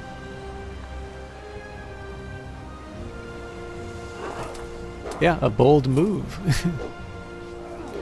So Octavius stops being the Tribune of Soldiers, Publius becomes Tribunus Militarum, and Octavius starts seeing Publius as a rival. Yeah, well, get used to it. On behalf of the pious Secundus, Decius Mus has come to us, indicating that the priests and holy ones involved in tending to the faithful are finding the long hours of observance particularly taxing. He proposes that, in return for the support of the senators he can sway, we institute a policy of shortened working hours for the priests. So we gain reduction to omen duration, we can compensate them for the overtime, or the omens must be taken. In this case I've got money to spare, so let's compensate them for the overtime. That's what the bribe money was for. Alright, well, fortunately these are not my barbarians to worry about. Let's see if I can get the 8,000 to... I am shocked that these guys are struggling. Okay, get the hell out of there, friend. Omen time. Okay. Blessings of Mars seems really tempting for a point where I'm still going to be fighting for a while. The only other alternative would be the Blessing of Jupiter to help me with the expansion change over time. I think in this case, though, we're going to do Blessings of Mars just to seal the deal. Okay, so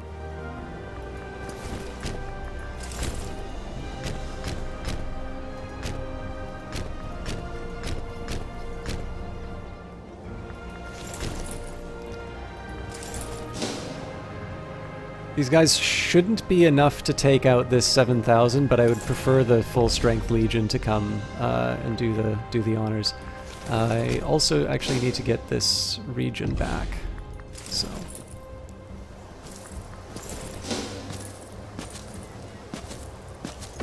How in the world are we? Well, they weren't kidding.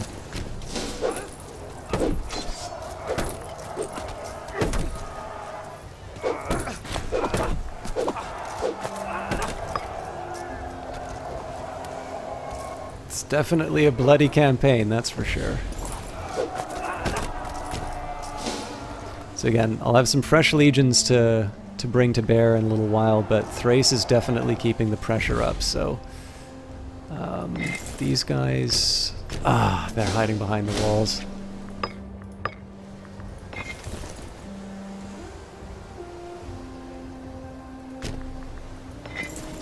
Okay, we need some time to rest.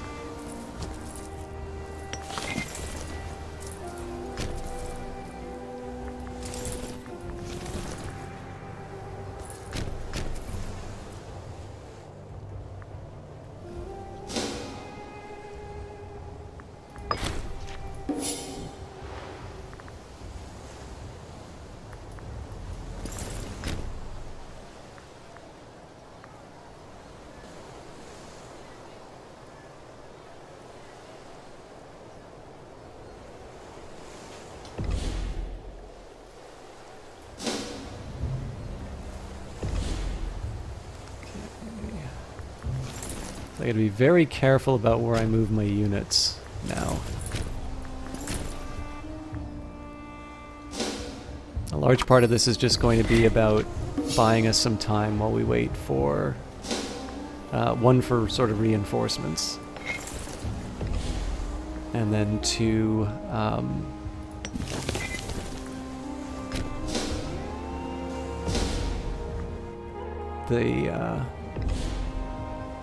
my better generals to show up. I don't really know what I think I'm accomplishing by having this fleet here, but it makes me feel comfortable.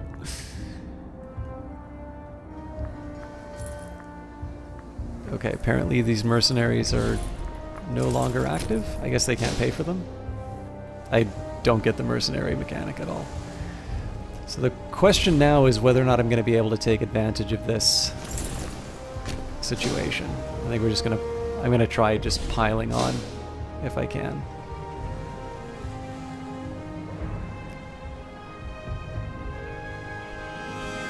Nope.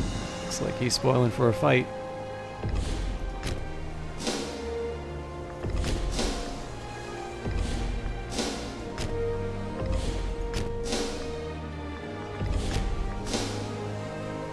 Okay, so that's a pretty decent position he's in.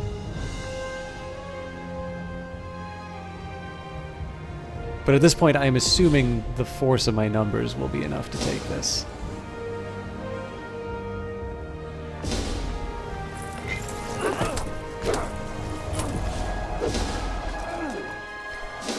This is mostly just to try and eliminate threats on in the theater I'm most interested in Macedonia.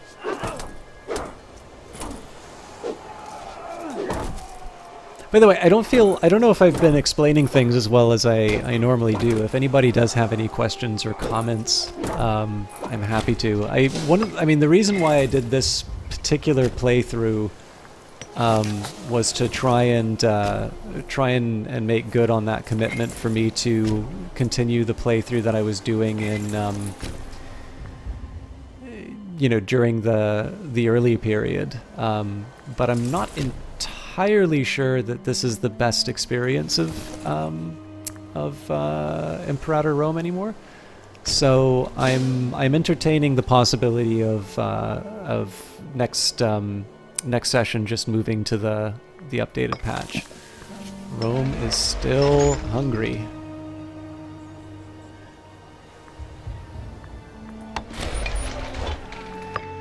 Okay, good news. The rest of the island is mine. So I'll get these 16k up into Thrace. Essentially what I want to do now with Thrace is knock them out of the war.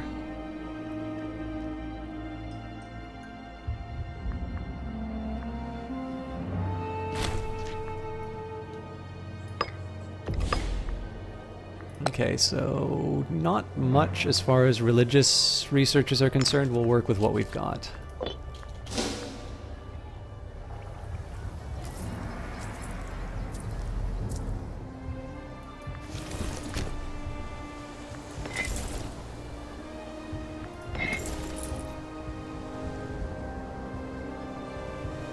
So what I think I'm going to do once we take Philippi, I'm going to... I think that'll actually be 100% coverage of Macedon. So what I can do is try and push what I can into Thrace to knock them out of the war. And then I can turn my attention to Egypt if they're still weak. And I've got 3,000 back, but... Actually, Thrace already has... So I don't really want land from them.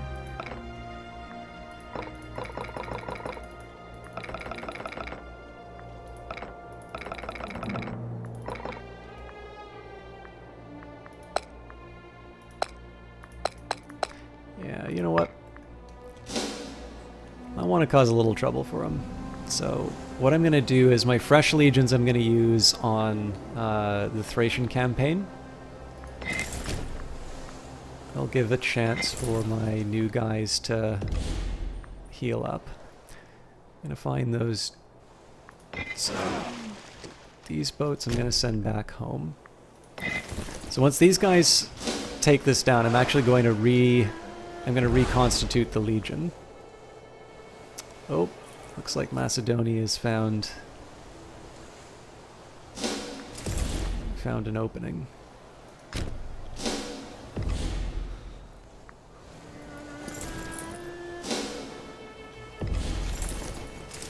probably better I get these guys to do that. So yeah, the idea is I was going to use the fresh legions to do the campaign in Thrace, and then you know what? Makes a lot more sense for me to get these boats.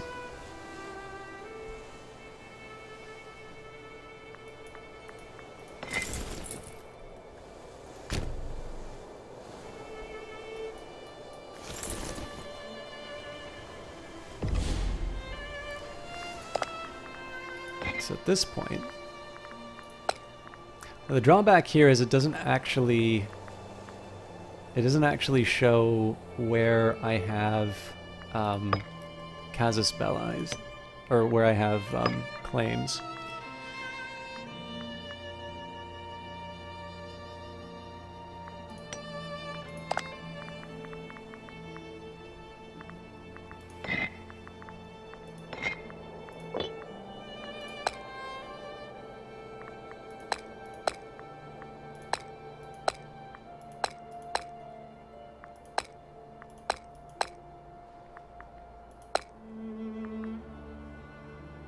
Okay, so that's too high.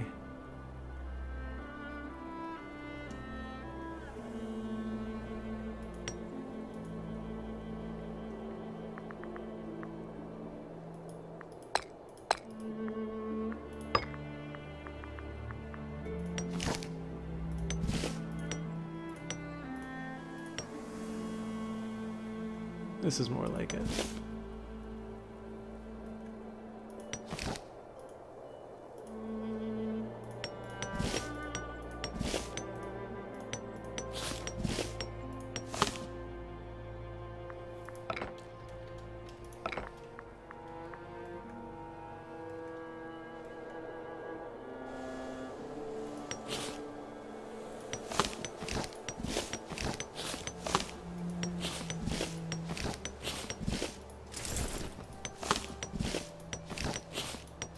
Oh no. Okay. I'll try not to get too clever on this.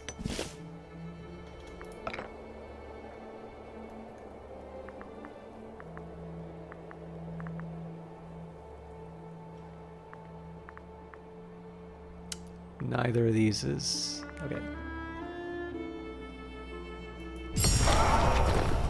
great city of Pella has finally fallen to our troops and is now in our hands. Pella is a relatively minor city compared to its southern neighbors until the sudden rise of Macedonian power. After the hegemony of Philip II and the great campaigns of his son Alexander, the city became one of the richest and most important Greek trade ports, and a home to the Macedonian culture that spread throughout Persia. With the city under our control, our men and advisors wonder how we should treat our old enemy. There have been people asking for us to sack the city to the ground and bring everything valuable back home to Roma. So the home of Alexander will remain as it once stood. This will increase my popularity. Only a few Macedonian treasures will be brought back home. You know what? We will say we'll leave it as is. As the largest city in the province of Macedonia, Thessalonica plays an essential role in controlling the area. By introducing their population to Roman culture and assimilating some of them to our own ways, we would turn them to our cause and make sure the province will stay loyal as we continue our expansion in the future. Always a good use of 100 civic power, even though it means that I won't get technology. So, good, more Romans. Okay, so I have some exiled armies. Let's deal with those.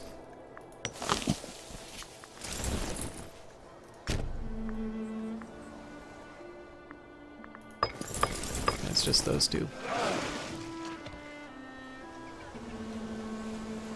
Now the neat bit of news here is because this is my territory now, I'm going to be able to recruit units for this guy. So he needs 4 Principes, for Sagittari, and this was a light, so it's going to be 3 Auxilia. So that was the main, that was kind of the main objective of this campaign. What I'm going to do now is I'm going to fold this into an opportunity to slap Egypt around, but of course we want to take Thrace out of the fight first. I'm less worried about the Seleucid Empire, but I also want to at least keep some legions on the borders just in case. Okay, so let's take a look at some of the unhappy families. So the Claudii, Fabii, Valerii.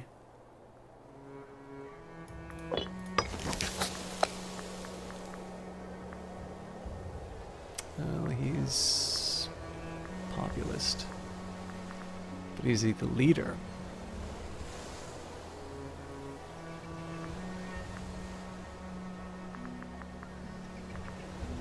Against my better judgment, I am actually gonna try and make nice. Oh, that was the wrong family to do that for.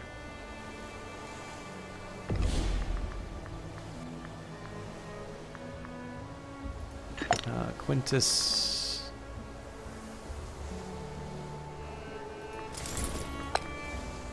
I can give him a navy, that'd be great. Okay, apparently no navy for him.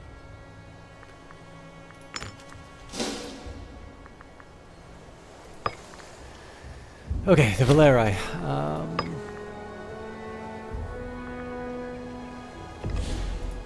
Does he really have no job? No, he's a researcher, so...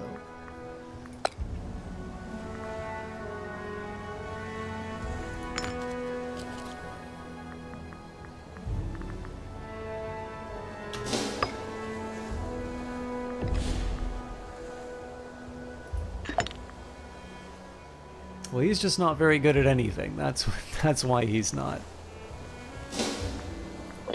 Alright, well the Valerii are just going to have to sit tight until I can find a new job for them. So again, just keeping in mind the plan, I'm going to be keeping these legions back until they're in a little bit better fighting shape. And the fresh ones are going to be moving on Thrace until we can extract some concessions from them.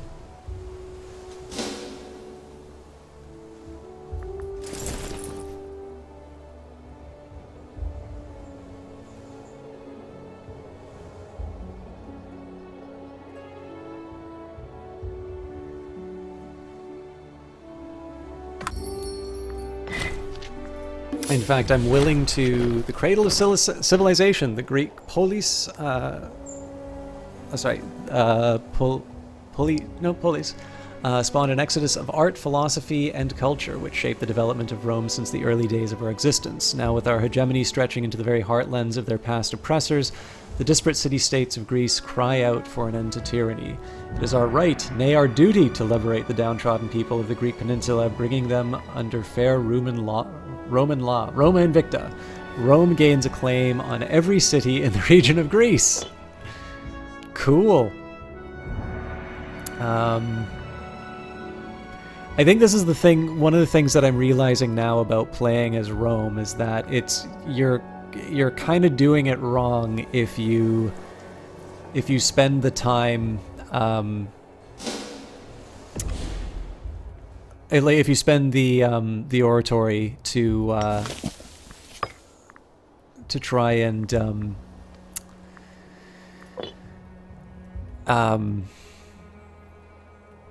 try and get claims, because the game basically just hands them to you for free.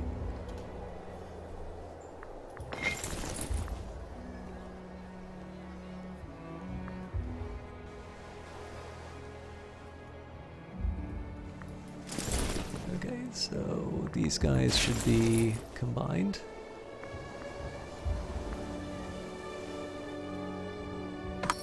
We should be preparing for a campaign against Egypt now, so let's see.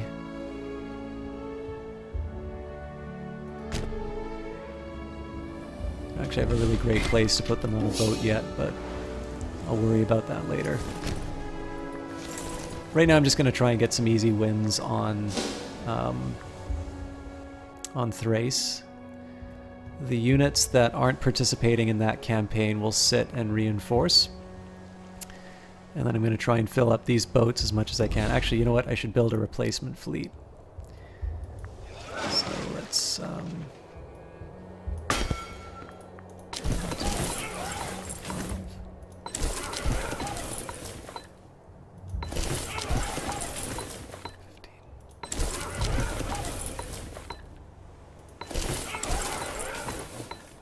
that should be good for 100 legions. I actually don't remember what our number is. Vox Populi, outraged by the political landscape of Rome, Numerius Sempronius Sophus burst into the chambers of Camillus today, insisting that members of the Senate sympathetic to his cause would, under no circumstances, vote in favor of any legal changes made by our government. Indeed, he seemed so apoplectic that he had to stagger out of the Senate hall, aided by 2 of his underlings. He loses 20 health, and the populist faction will be less likely to support me when changing laws. Why can't casus bellis be that easy in CK2? I agree. Although, to the credit of I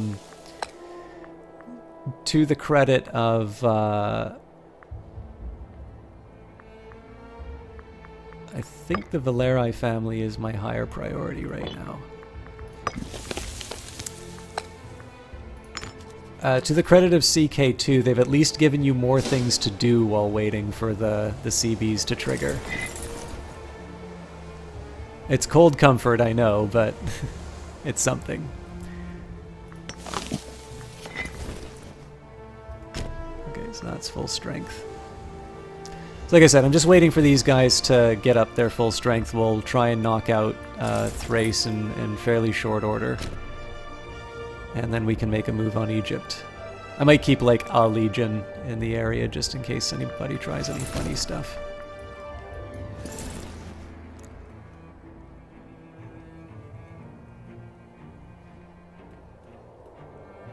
I'm going to assume the Seleucids aren't really going to be able to do anything, so...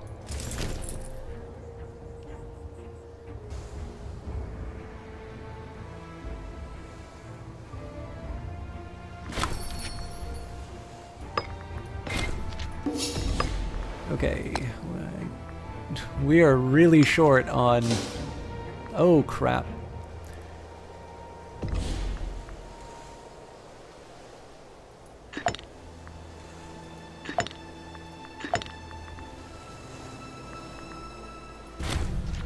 Smear his reputation, and let's strip him of command because he's getting a little too...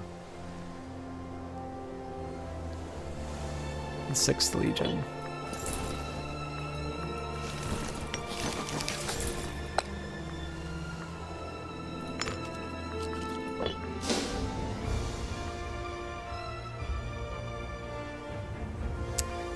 That was always a danger of me putting Populist as a general.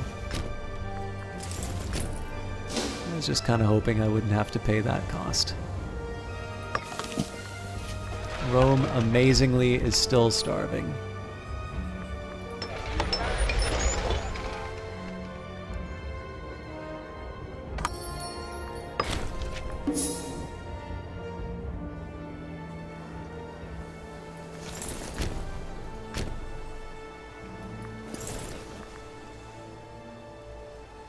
Okay, so at this point my legions are kind of at full strength. So it should give me a breakdown in terms of what my troop strength is.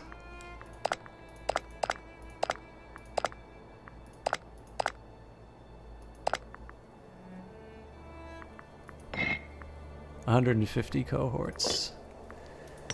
That is against Egypt's level 8, 148. Now I'm not actually going to be bringing 148. I'm going to be bringing 100.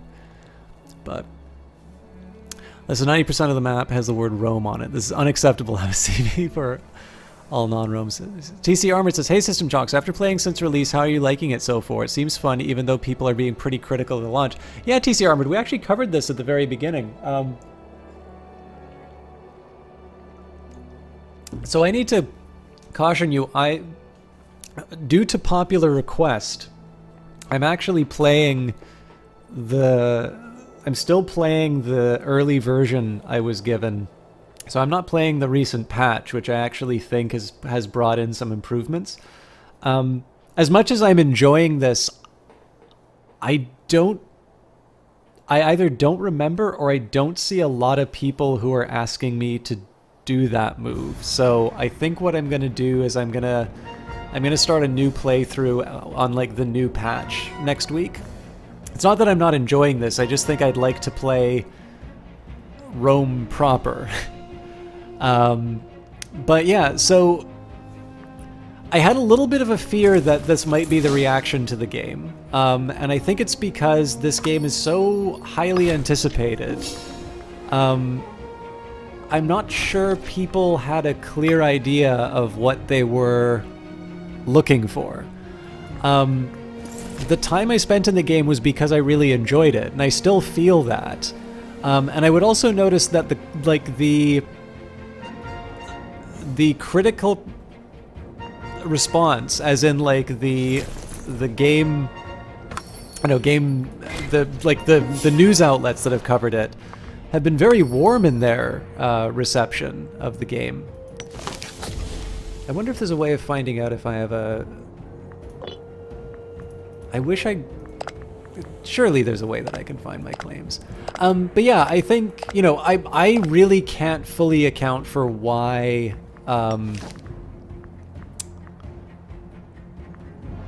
Okay, I don't have any CBs on them. I can't really account for why the Steam rating is so low compared to the critical consensus, because I think this is quite a good game. I can see its limitations, but it's definitely not something that's prevented me from enjoying it.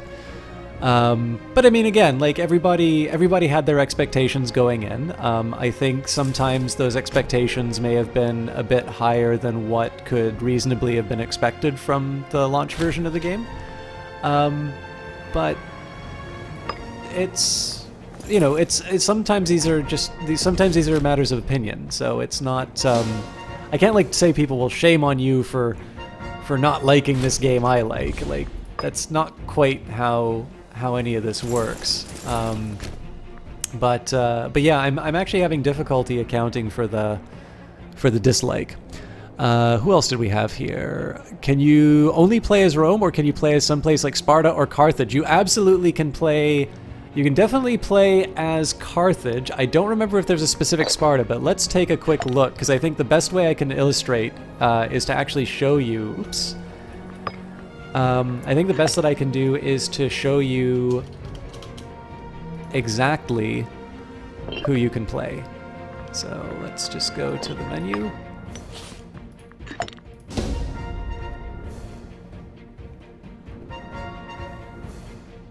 It's almost like people were expecting this game to be like CK2 or EU4.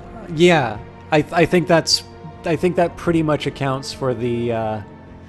Okay, so I wasn't sure if Sparta was still around or not. My history is not that strong. So yes, you absolutely can be Sparta. You can play Carthage as well. And if you want, like, basically, TC Armand has it right. Like, you can basically pick any of these little units, or not units, any of these nations, and I guess nation's probably not even the right name, but essentially basically the game covers Alexander's conquests and then sort of areas we know Rome went to. I'm not quite sure why some parts of Scandinavia are in there, if I'm completely honest. But yeah, if you want to play Rome, you can. Obviously, you play Rome before it, just before it really starts blobbing out. But if you want to do an alternative history and play the game where Carthage actually takes the reins, you can do that. You could play Phrygia, the Seleucid Empire, Macedon.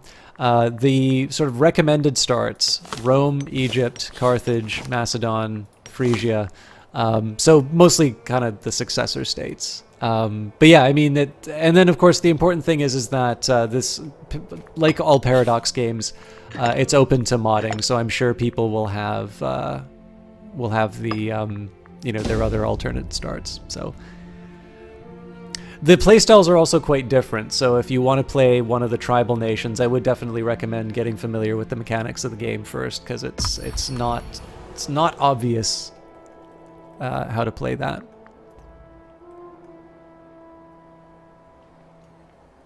But yeah, so TC Armored, the best I can say is I am quite happy with this game personally.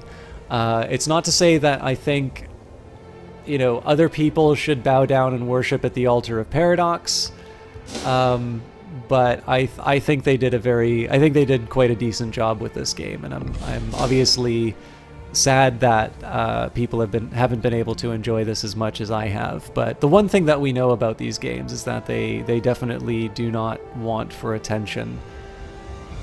What have we got? We're gonna have 37. So I actually only have room for 13.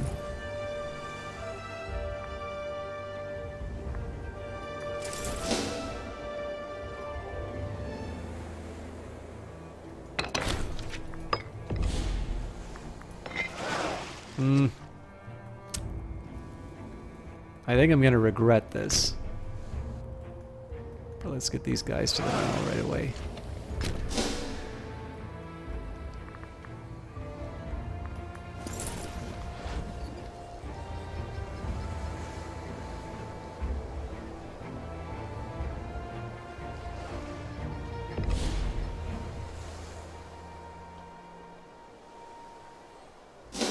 Yeah, that's my view of it, TC Armored.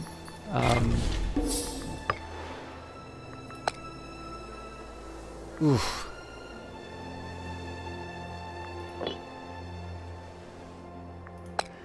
Well, you know what? If he's gonna be the next consul, he's gonna be the next consul. Well, maybe we can hold a... Jesus! Camillus Fulvius Patinus looks like he's seen better days. Okay. Scipio, I believe. Oh, he is a general though. So where's the second?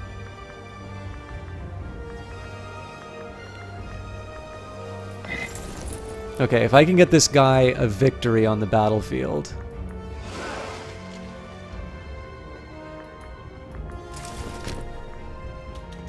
Then we're back in business. Age finds us all in the end. Even the priests and surgeons shake their heads when confronted with the inevitable decline of the human body, as Camillus Fulvius Paetinus is finding out. He may not have much time left. He gains diphtheria.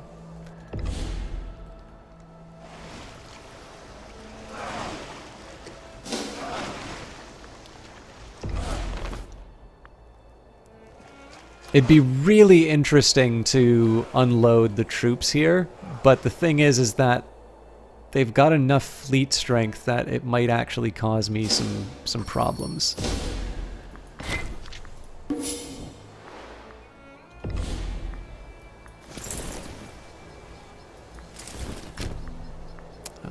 Let's go for the 16. Okay, so I've got 15, 16, 18, so that's 24.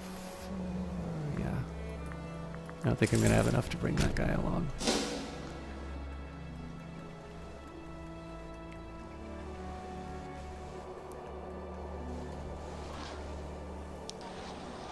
This is going to be a pretty dangerous move that I do here, because Egypt might have enough strength to really cause me trouble. But if I can do something to break up... If I can do something to break up Egypt, that's so much the better.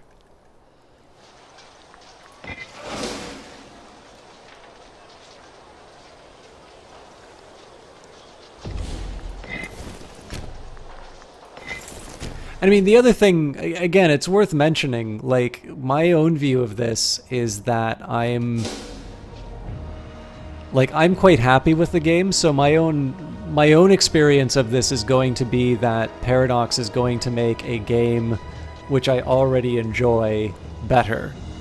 And that's obviously a different prospect than what other people might be feeling, which is I'm waiting for this game to be enjoyable, so... as many more veteran members of our blessed political institution know, youth is a wonderful state of joy, experience, and most importantly, gullibility. Marcus Valerius Corvinus has recently emerged, fresh-faced, onto the political scene, espousing the rhetoric of the civic faction. Like vultures to a corpse, those desperate to sway Marcus to their cause have descended, each using their cunning to try and recruit him. Perhaps it behooves our consul to step in and show Marcus the true path, so we shouldn't interfere, and Marcus gains conviction for the populist faction, or it's worth the effort. 90 oratory power, and say I've never understood this one where it totally doesn't relate to the text, but I won't question it. Okay, it would have been wonderful to have that ship there a lot sooner.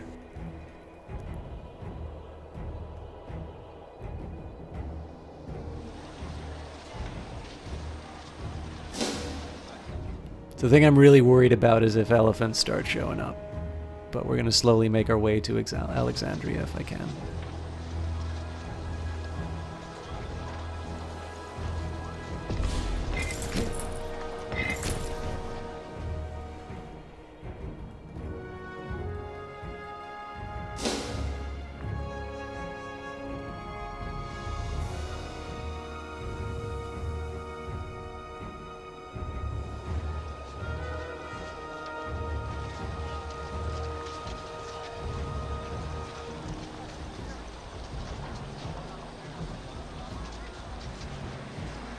Yeah, I think actually some of the, if I read the Steam reviews, a lot of them say it's like, yeah, they're just going to charge, you know, they're going to charge you $1 million DLC.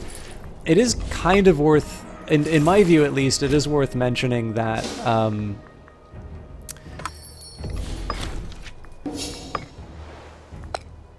have nobody available.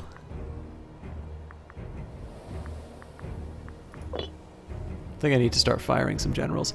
They're actually pulling back on. They're pulling back on DLC for EU4. So Camillus Fulvius Paetinus has led his men to glorious victory during the siege of Sebennytos. The enemy flee in disgrace, and all that is left is to decide now how to treat the residents within. Needless to say, the spoils of war are likely to cause those back in Roma to admire Camillus greatly, but leaving such wealth in the hands of one man could cause problems in the future. I don't really think he is going to be around that much longer. But let the looting be gentle. And again, we're just going to do these rolling sieges across some of the nice territory Egypt has. This is really just trying to inflict as much damage as I can on them. Once these guys get on, we're going to send them...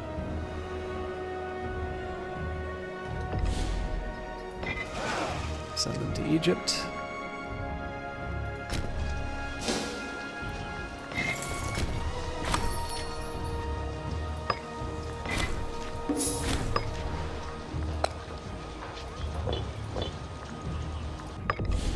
Okay, good news.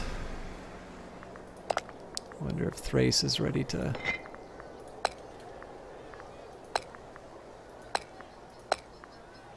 Well, they won't accept it. That's fine. I can keep the herd up.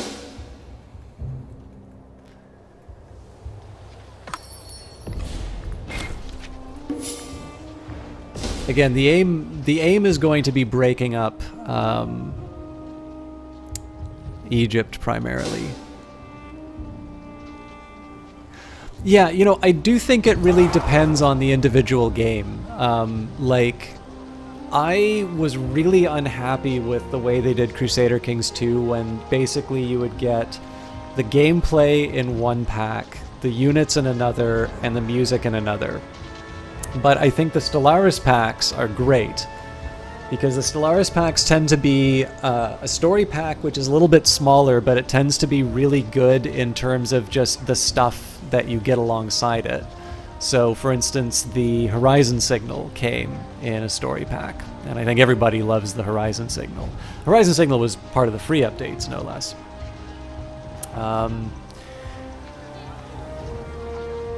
And then, you know, and then you have the other extreme, which would be something like the old Crusader Kings 2, or sorry, and then then you have things like Apocalypse, which are obviously really big patches. Or Megacorps, for that matter. So that kind of a style I can get behind. But yeah, I will definitely say, like, each Paradox game really does seem to have its own sort of DLC policy, and some of them I think are a little bit more fair than others. Yeah, and that's just it. Like, there is a bit of a question in terms of what you get in the DLC relative to what you get in the free version. Because the big thing is the game is still playable with the presence of DLC. I just think we've gotten quite used to, you know, like, I'm very much a completionist, so I sometimes feel a little anxious when I don't have all the goodies. All right, more gentle looting.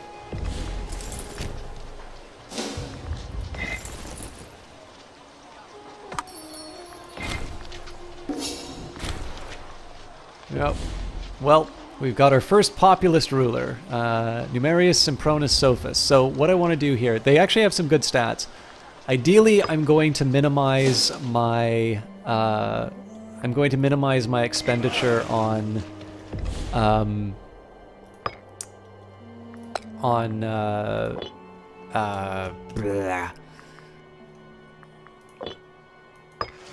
I'm going to minimize my expenditures on sort of, what word am I looking for?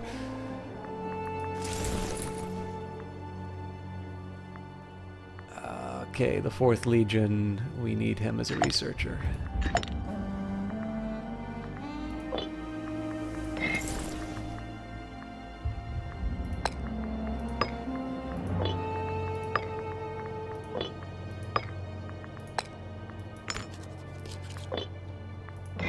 Sorry, I've completely blanked on what I was talking about. I apologize.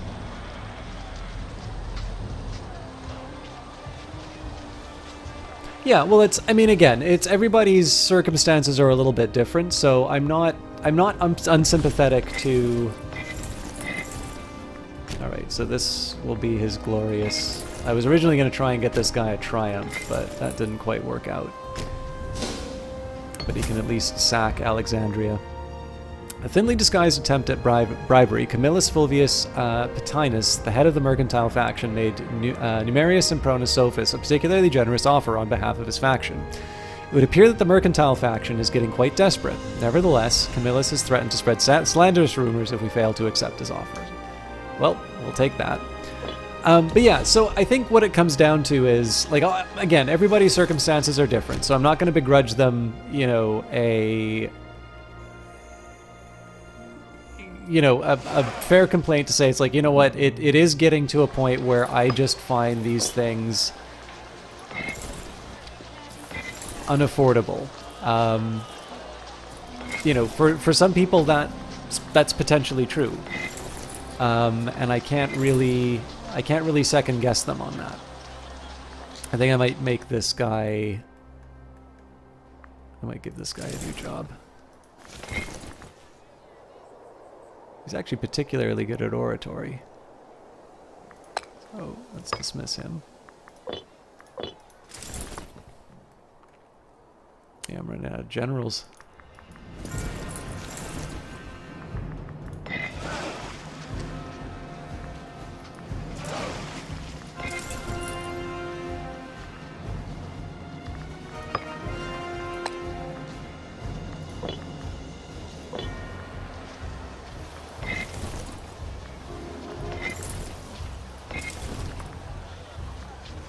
Sorry guys, I'm getting a little sidetracked by the game, but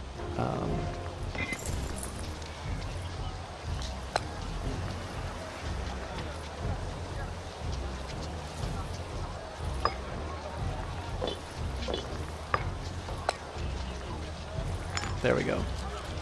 That'll give me something to work with.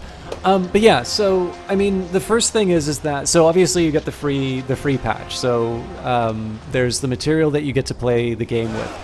And then the other thing is really the question in terms of how do we want to engage with the games that we play.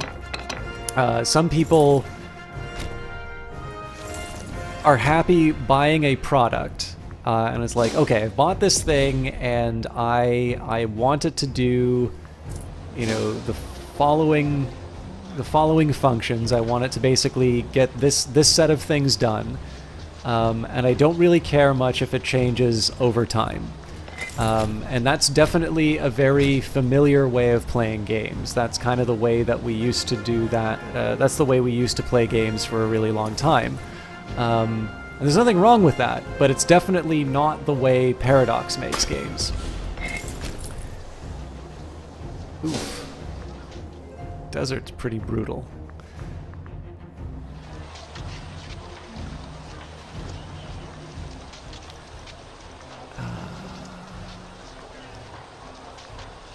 We can afford an invention. But yeah, so I think essentially the way that the Paradox model is worked out is it's essentially an effort to try and to be able to support sort of a long-term development of a game without going bankrupt, essentially. And it works for some people, doesn't work for others. And I mean, again, it's not really, I don't really see it as my job to sort of justify the ways of Paradox to people. So if it doesn't work, it's definitely one that I can sort of understand. But in my own case, like, Crusader Kings 2 is sort of the first game that I played, and it's one that I still go back to and play. It's one that I get a lot of enjoyment out of. And for my own personal preferences, I think the ability to have experiences like that definitely have made the difference for me in terms of staying on board and sort of buying that DLC and such. And again, it's a personal taste thing. Like, I'm definitely not going to say to others that, you just don't understand. Like, obviously, part of it is sort of Paradox's... It is kind of Paradox's job to explain to their customers why their way of doing things is the right one. But I'm pretty happy with it. With certain caveats. Like, obviously, I definitely prefer the Stellaris style to what I experienced with Crusader Kings. Anyways, I wasn't as articulate on that as I wanted to be. I kind of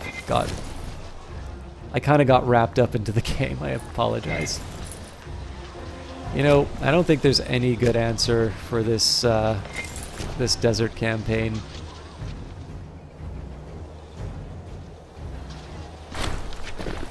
The head of the Claudian family, Hostus Claudius Casus, utterly fed up with the situation, has begun mobilizing local forces in the city of Leontini.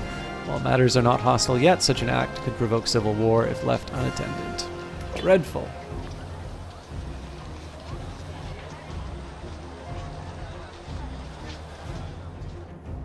Still haven't seen any elephants.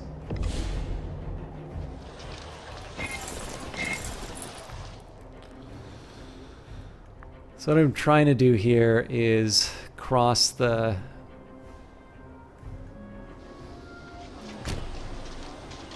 desert if I can.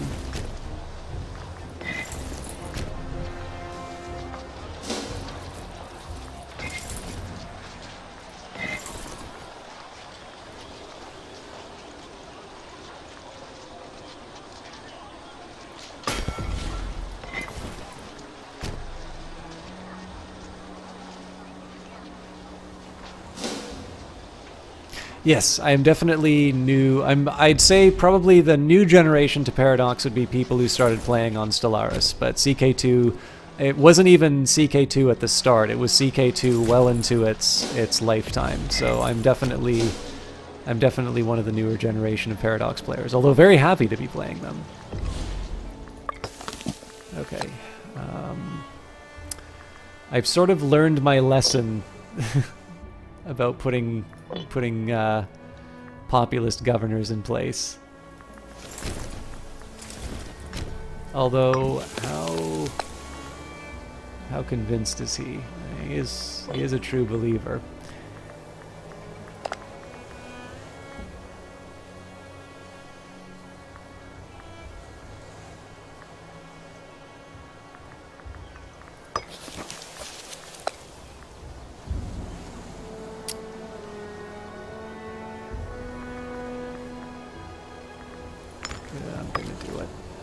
I'm gonna feel bad about it, but I'm gonna do it.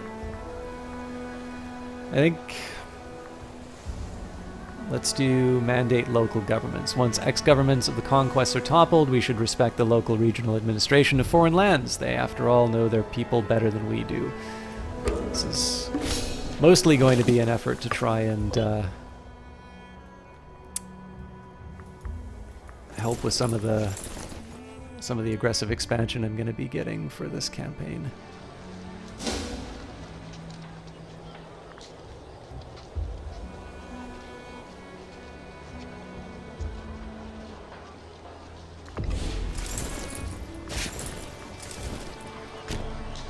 You know, what I might try and do is just a big, like, greedy land grab on Egypt, because I really do not want to have to go through all of this again. And if there's something I can do to sort of break its back.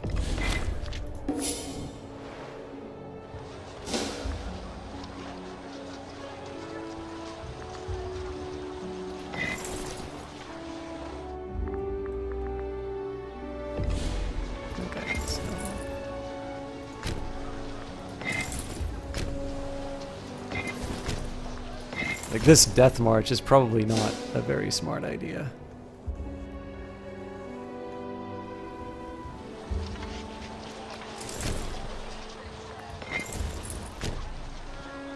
Presumably these are all the populist troops.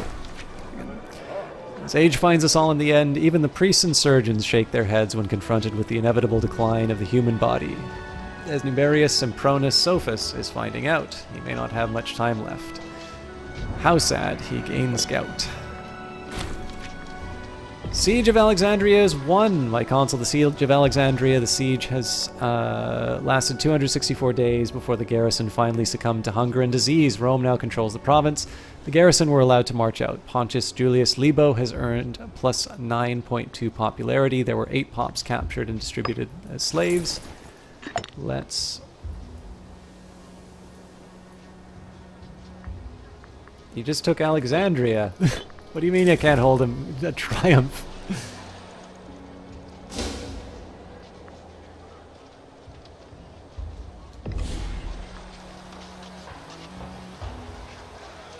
Barbarians in Memphis. I'll let them do their thing.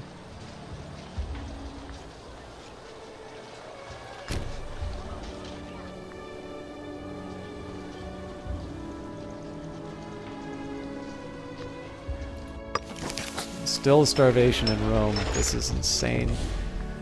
I'm gonna do... Oh, that's right. There's also... I can't... Rome will starve under the populists, and they'll learn their lesson.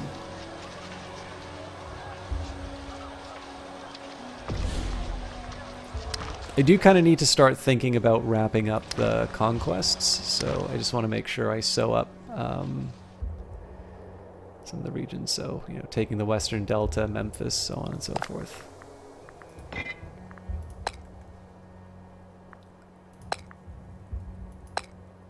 Oh, it's so close!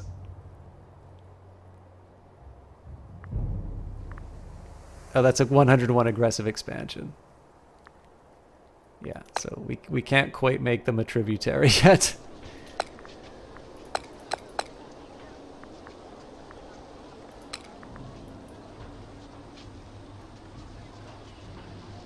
Interesting, so we can't actually just go take territory from them.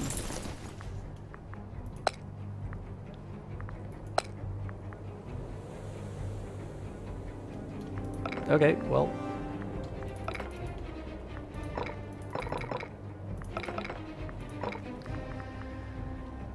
You know, I'm okay ratcheting up the pain on them.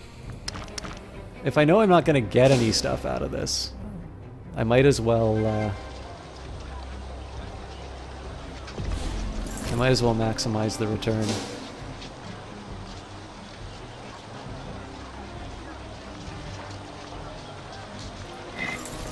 Oh, believe me, I tried. Apparently, I'm not in the appropriate range to claim Egypt yet.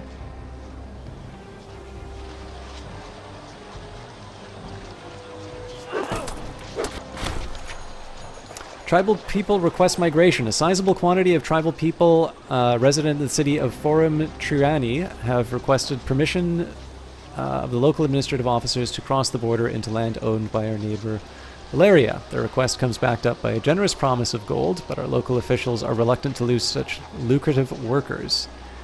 We have no need for their type. Let them go.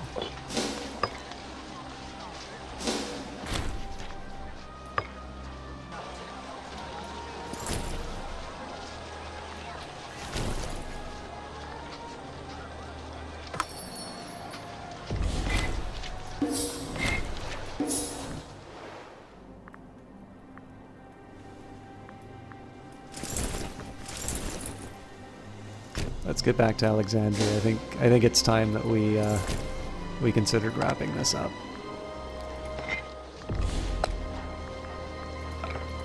Hey, what do you know? You're willing to pay up. Okay. So yeah, regrettably, there's not a lot that we can do. I mean, in theory, I could try and take this, but I haven't actually claimed the capital, so we'll just empty their treasury.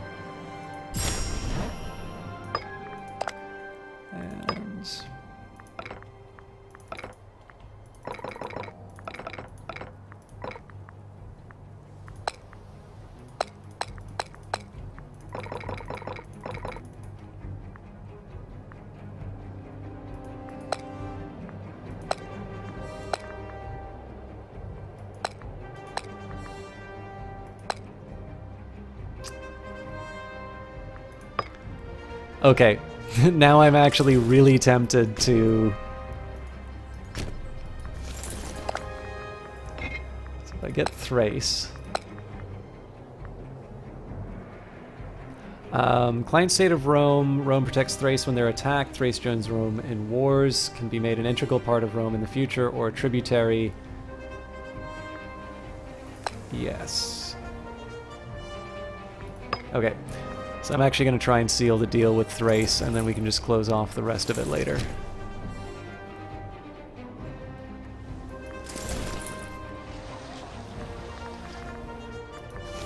Friends, back on the boat.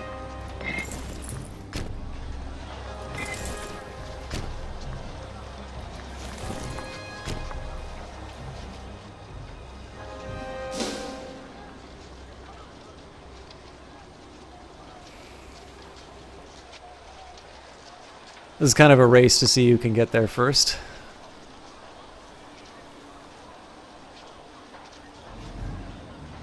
But I'm delighted by the fact that I'm actually going to be able to add Thrace to the stack.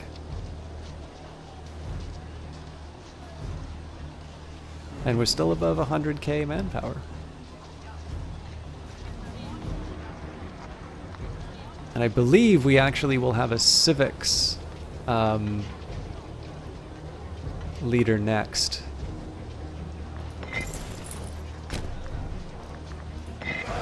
If that's true. Ah.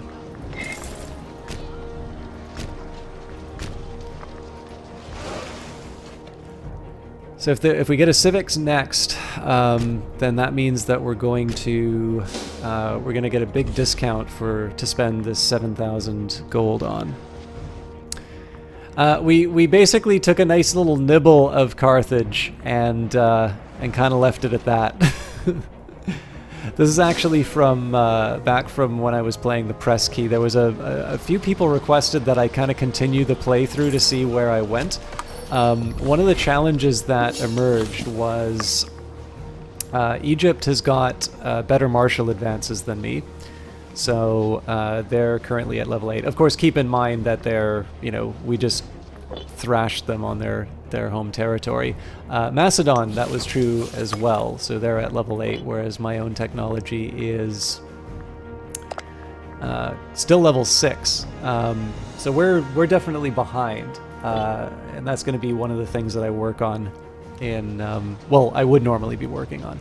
But one of my answers to that is basically to take advantage where I can of the position and be able to kind of punch these guys while they're down. And,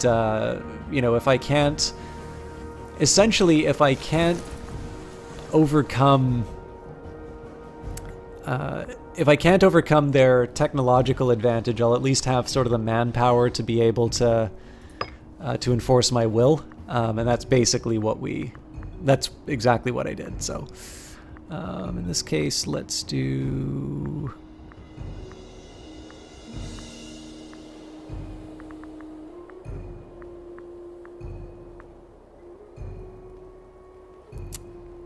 Civic tech investment. Movement of water. Mills, aqueducts, and privative engines all developed due to the need for flowing water within the confines of a city.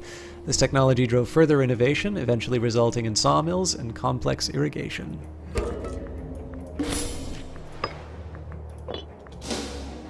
Once I get rid of the populist leader, I think we're going to do a big sort of recruitment of citizens. Good news is we're very rich.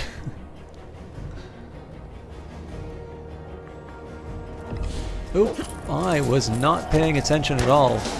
Hopefully we'll get there in time, but...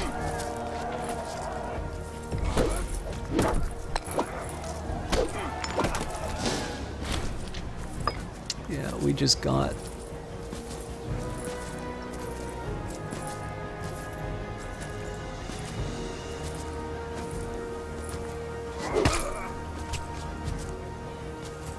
I should have paid attention to what their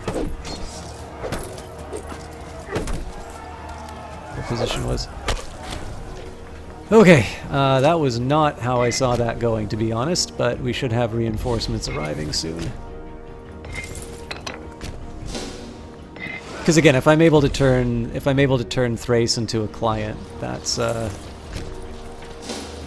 nice little bonus.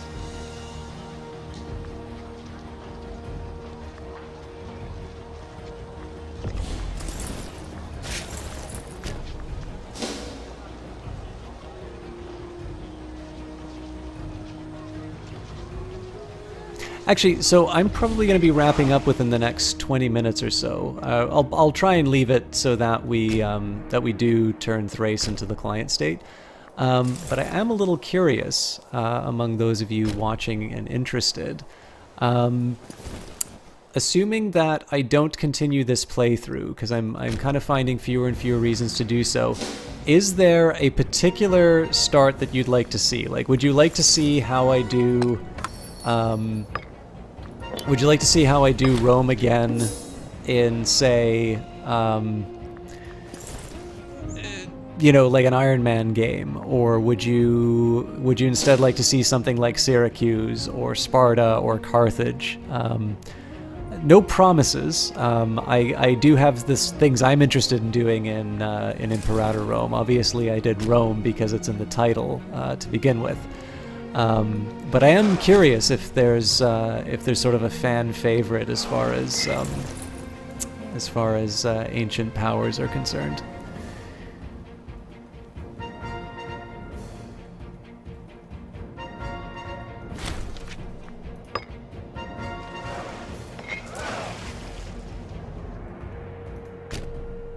Hey, Captain Zergi.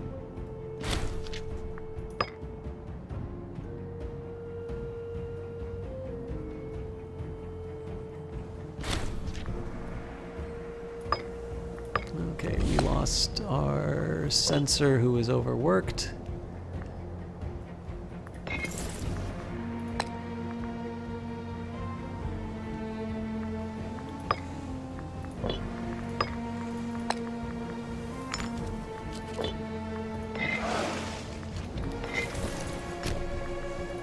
Definitely running out of capable men.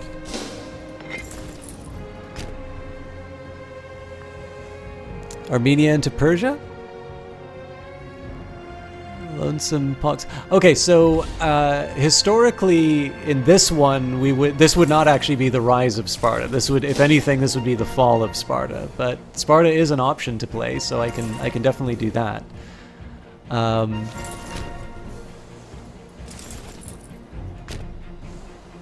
Yeah, the time that this takes place in would be just after the death of Alexander the Great. So, if anything, it's about all the cool people from history that you remember falling beneath the Romans, uniting the British Isles as Rome or as another, or as like a tribe. I'm kind of open to any of these. I'm just really curious what people are most interested in. I lack access to my own ports. As a tribe, okay. Epirus would be an interesting challenge. Plague, okay. Sounds like there's some interest in Gaul. Okay, Omen. Definitely, I mean, if I want Blessing of Mercury to fatten the treasury even more. I think the Blessing of Jupiter is going to be where I want to go with this, though. Let's take a look. Actually, our loyalty is surprisingly good.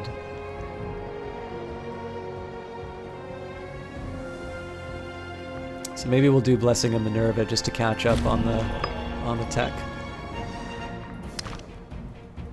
I have other ways of dealing with the aggressive expansion.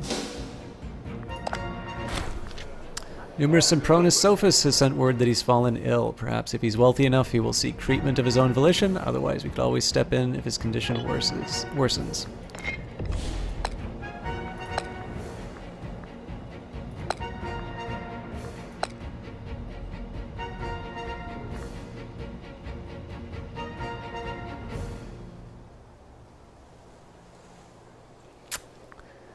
See, the shame here is that because it's a separate piece and may not be enough to seal the deal. I really want it so bad, though.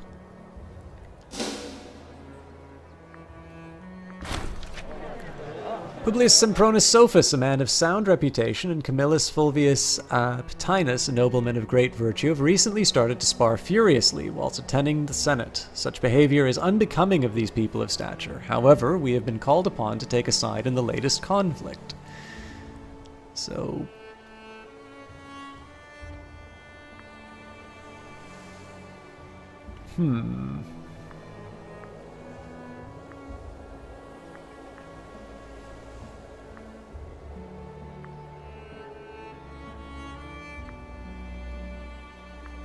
I'm not going to side with Camillus because he's the censor. That means, again, this case, friends will mean an increased likelihood that they will become that they'll vote for me for consul, and I don't want this guy to.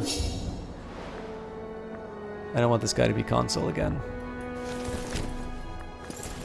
Okay, so I'm going to keep this in reserve to deal with the second Stratos.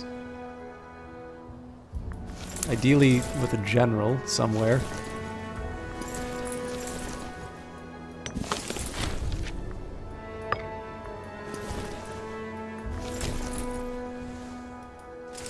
There we go.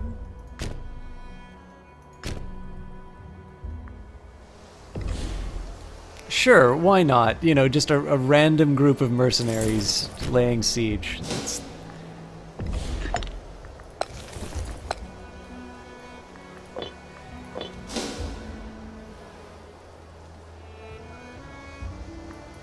This one's quite literally just taking advantage of bodies.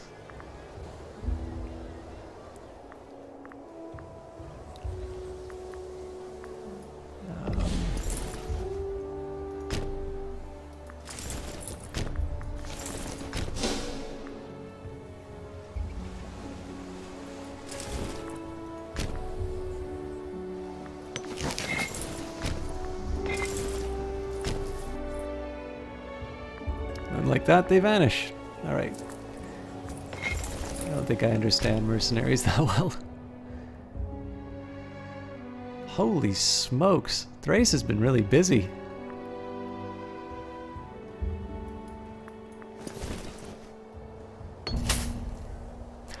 The recent passing of Quintus Sempronius Sophus has caused widespread interest among the Senate, amongst our population, at large. His considerable fortune is of such magnitude that even after settling the various debts that he owed, a number of claimants have come forward, hoping to secure themselves a windfall. One such claimant, Marcus Fulvius Curvus, has the support of a number of other wealthy patricians from around Rome, and is widely considered to be the rightful heir to the fortune. So, claim appears to be valid. Think of the children, or split it equally among claimants, including the state.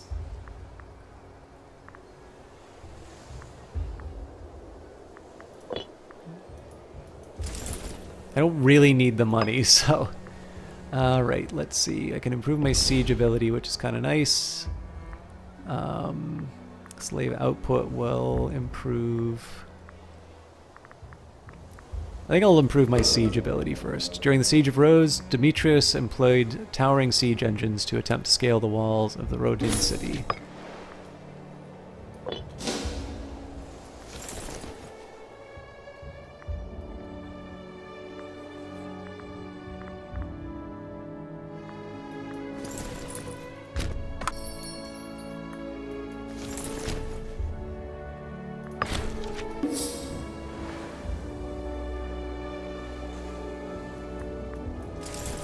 I think at this point we're gonna take some of my guys back.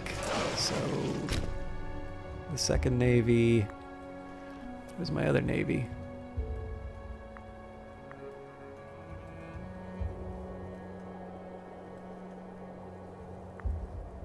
Ah, here. I can live with that.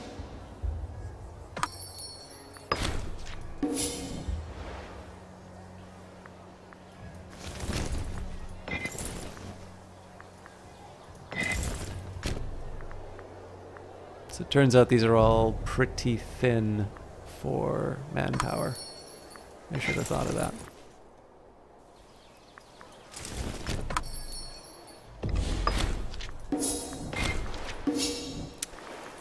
I swear I'm gonna get this client state though. Your Rome playthrough just seemed like a constant waiting for AE to tick down. A lot of people say that, so there's actually a couple of diplomatic options available to you as Rome. The places that you don't get a CB on right away are prime candidates for a diplomatic takeover, if you're so inclined. Now, whether or not you find that interesting is a whole other matter. But one of the things that I tried to do in this playthrough, and I would have been successful, save for the fact that there's the rebellion that's still going on here. Are these guys still at war? No. So, under certain, basically, what I did was I blobbed out Rome, and then I was going to diplomatically sort of vassalize these two areas. And one of the things that's really nice about playing that way is, so, you know, there's really no question that you're kind of you're going to be the one who's setting the tempo of the game. But if you wind up doing these more diplomatic annexation options, the really nice thing that you get out of that is the AI is sort of taking care of infrastructure for you rather than sort of micromanaging it, which is what I always wind up doing, and I'm really bad at it. And then another nice side effect is you also have fewer loyalty problems to deal with. So there's a couple, in my opinion, there's a couple of treats waiting for you if you play a little more cautiously than just, you know, I'm going to steamroller everything. But you're right, a lot of people are playing this game sort of waiting for the AE to go down so that they can go on another batch of conquests. So you don't understand how those work. Like, you tried supporting a pretender in Egypt, but nothing ever happened. And how come I don't have generals assigned? Mostly because I needed to put them in other jobs, and I didn't want to have too many populists as generals. Otherwise, I've already got a populist as consul right now. The thing is that I only have 7,000 troops from Thrace. What's really killing us right now is attrition. So essentially this is just to deny a political faction that I don't want to get too popular. It's denying them some of their popularity. And then for the guy, like, I do have a general who, he's a head of the Civic, and a guy I want to make consul next. So I'm sort of letting him hog all the glory. That's the reason why. Okay, so I haven't done the Pretender, but basically, in my case, I got the Mercantile faction in, and we basically improved opinion up to a point where we just did a diplomatic, sort of like, offered them tributary status or something like that, and that was how, or tribal vassal status. Our legal system has grown substantially as it tries to keep pace with the needs of an expanding population and evolving social structure of the state. As a result, specialist jurists, often plebeians, have become a social caste unto themselves and supplement the work of judges and magistrates. The legis actiones has been supplanted by the laws of the 12 tables, providing far greater transparency for plebeians, and more simple and open interpretation of the law is emerging with the introduction of legal precedents or case law in determining sentences. So for 50 years I'm going to be able to enact new laws.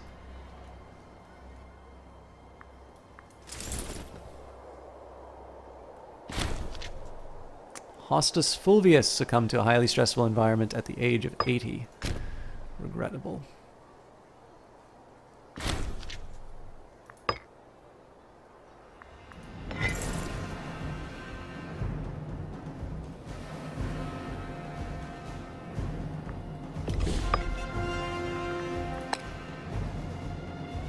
Yikes. Let's play around.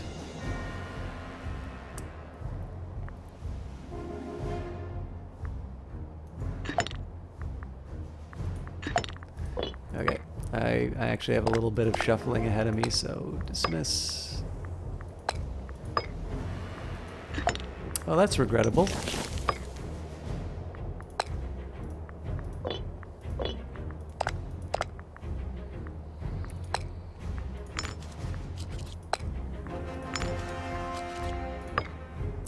Kind of an indirect way of doing it, but I'm doing my best to keep the tech up.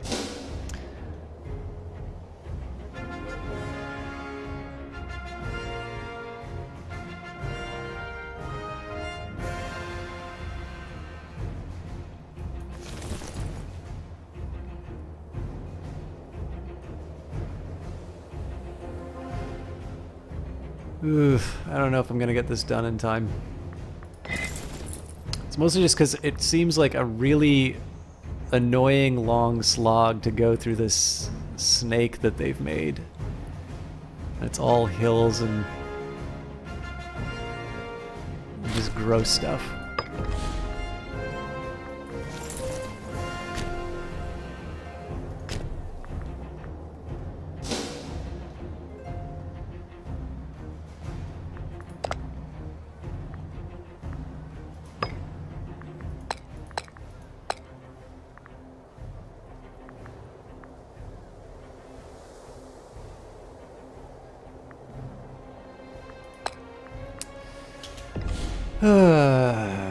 Let me think a bit about this. So, realistically,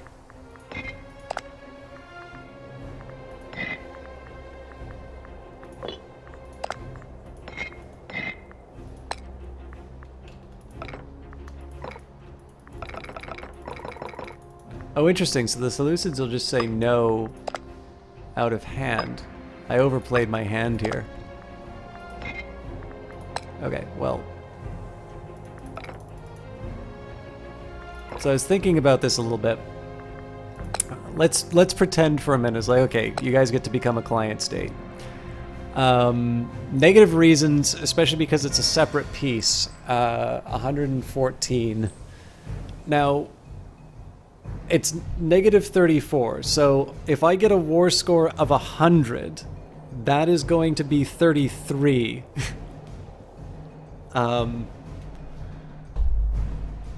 So I'd actually need 2 more war score on top of that, and frankly, I'm too tired. So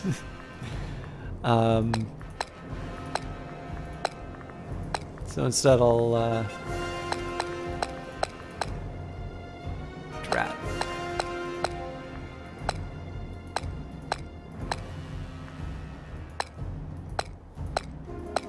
I also just want to see what kind of herd I can input on him.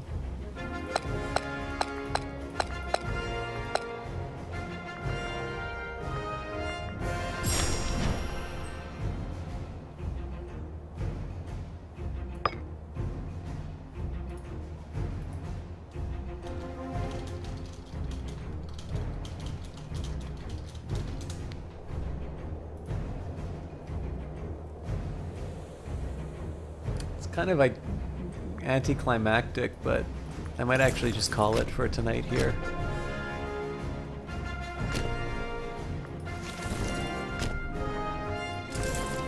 I'll move these guys back into my territory, but maybe what I'll do is like a recap of where I would have gone after this.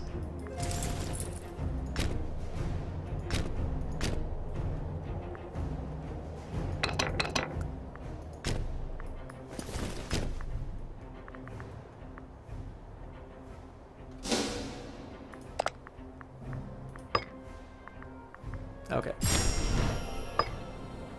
I can live with white peace seeing as we picked up Macedonia after that. Alright. So, this is neat. I mean, I think, to be completely honest, I'm a little... So I think it's because of the technology that people wanted me to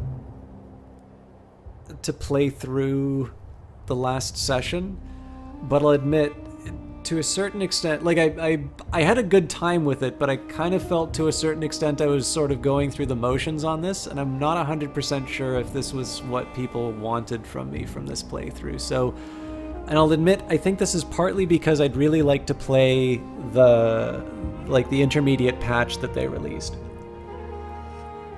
So,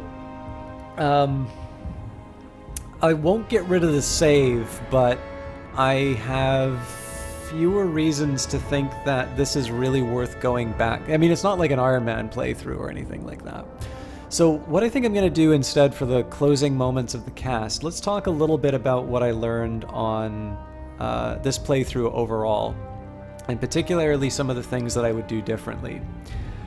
Now, I'm not actually of the opinion that... So, it does seem that it's very difficult to overcome a technological disadvantage. So Egypt's currently sitting at 8989.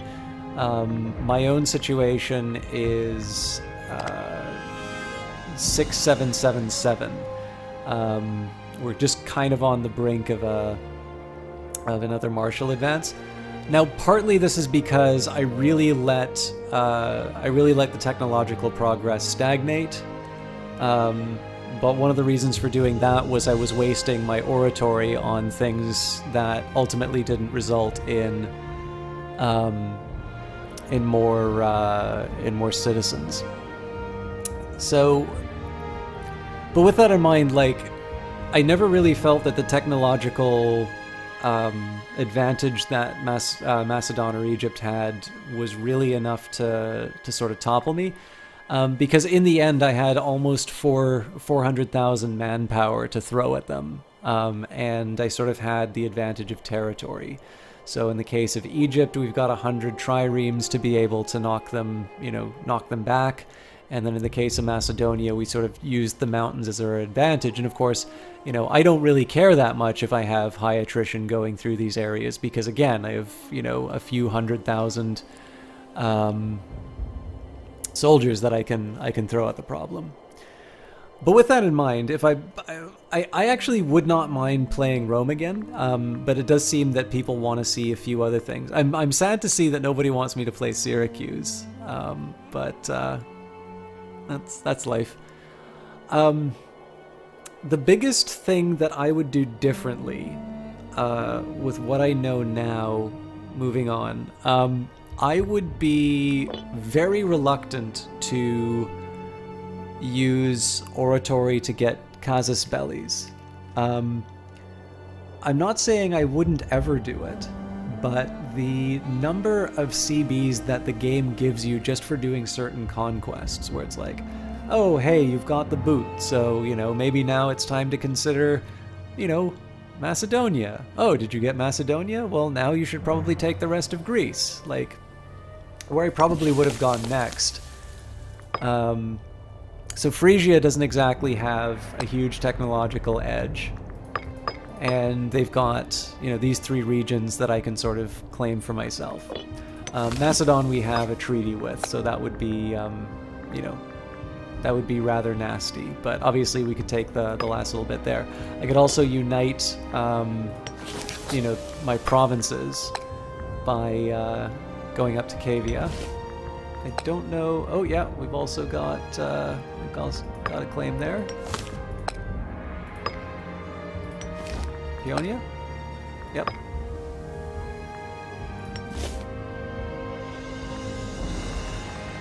I don't think we had a claim. Yeah, so we wouldn't actually be able to claim Thrace. Although, of course, we did sort of break them by making them release a bunch of territory. So obviously the natural expansion that the game had given me would be sort of, or I guess it would be something along the lines of this. In addition, probably mop up the little bits of Carthage that I didn't already own, and I really would have liked to make an effort. It looks like the AI just starving itself in the rebellion wouldn't do much. But definitely being able to incorporate these guys. I mean, it's the diplomatic reputation that really did me in there, and that would be something that'd be fairly early to restore. So, I mean, the oratory would have been ultimately better spent trying to diplomatically integrate these people, and then what I could have done, rather than sort of suffer the technological disadvantages that I did, I could have spent the oratory to upgrade freemen to citizens. I need to find a slightly more efficient way of navigating these windows to be able to get, to figure out which ones I want to, I want to build training camps in, and which ones I just want to, have like large amounts of freemen in. But I can consider that for a future playthrough. I think that'll maybe be something I do in an Iron Man game. But overall, I really like playing this.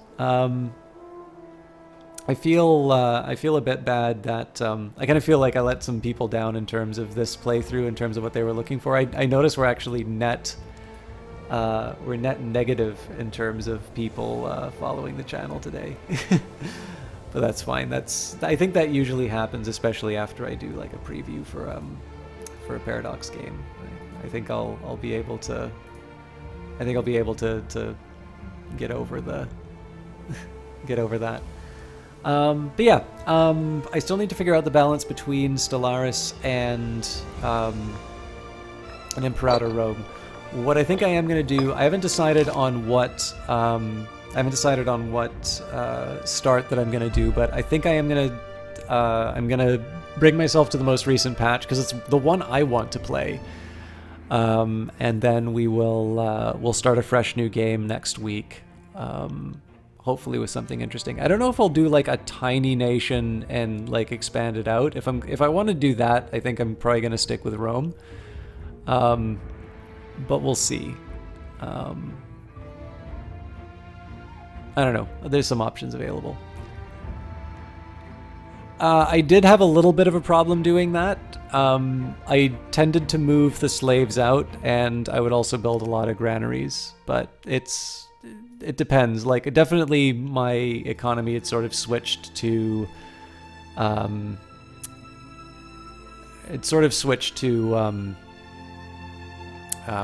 should I say? Kind of commerce by then. So anyways, guys, I do need to go to sleep. I'm actually quite late, so I'm going to raid the Cool Eagle. Cool Eagle is currently playing Rogue Tech, so this is a mod for BattleTech. BattleTech, obviously being another Paradox game, highly recommend you check him out if you haven't. He is a Stellaris player as well, but he's been hitting BattleTech pretty hard, and I really enjoy watching him play this stuff, to be perfectly honest with you. So I hope you have a good time. Sorry if it seems like sort of an abrupt ending in that, but I was looking for a graceful exit, and I don't know. I hope this was entertaining. I kind of feel like I blew it, but that might just be an internal thought. If you're here for Imperator, we'll be doing that next Monday. I will try to be a little bit more clear on, I'll try to be a little bit more consistent in terms of timing. So usually Monday 7 to 10. And then just a heads up, Wednesday it'll still be Cultist Simulator. I believe there'll be something special happening Friday, so no commitments in terms of this channel, but I will announce the next thing that's coming up. And then I managed to get 2 VODs recorded, so if you want to see Daggerfall, that'll be tomorrow, and there's another Surviving Mars episode coming on Thursday. So I hope you all, I don't know, if that sounds like your kind of thing, feel free to check it out. And if not, we'll see you next week. Hope you have a good time at Cool Eagles. Hey, no problem, Blue Belt. Thank you for stopping by.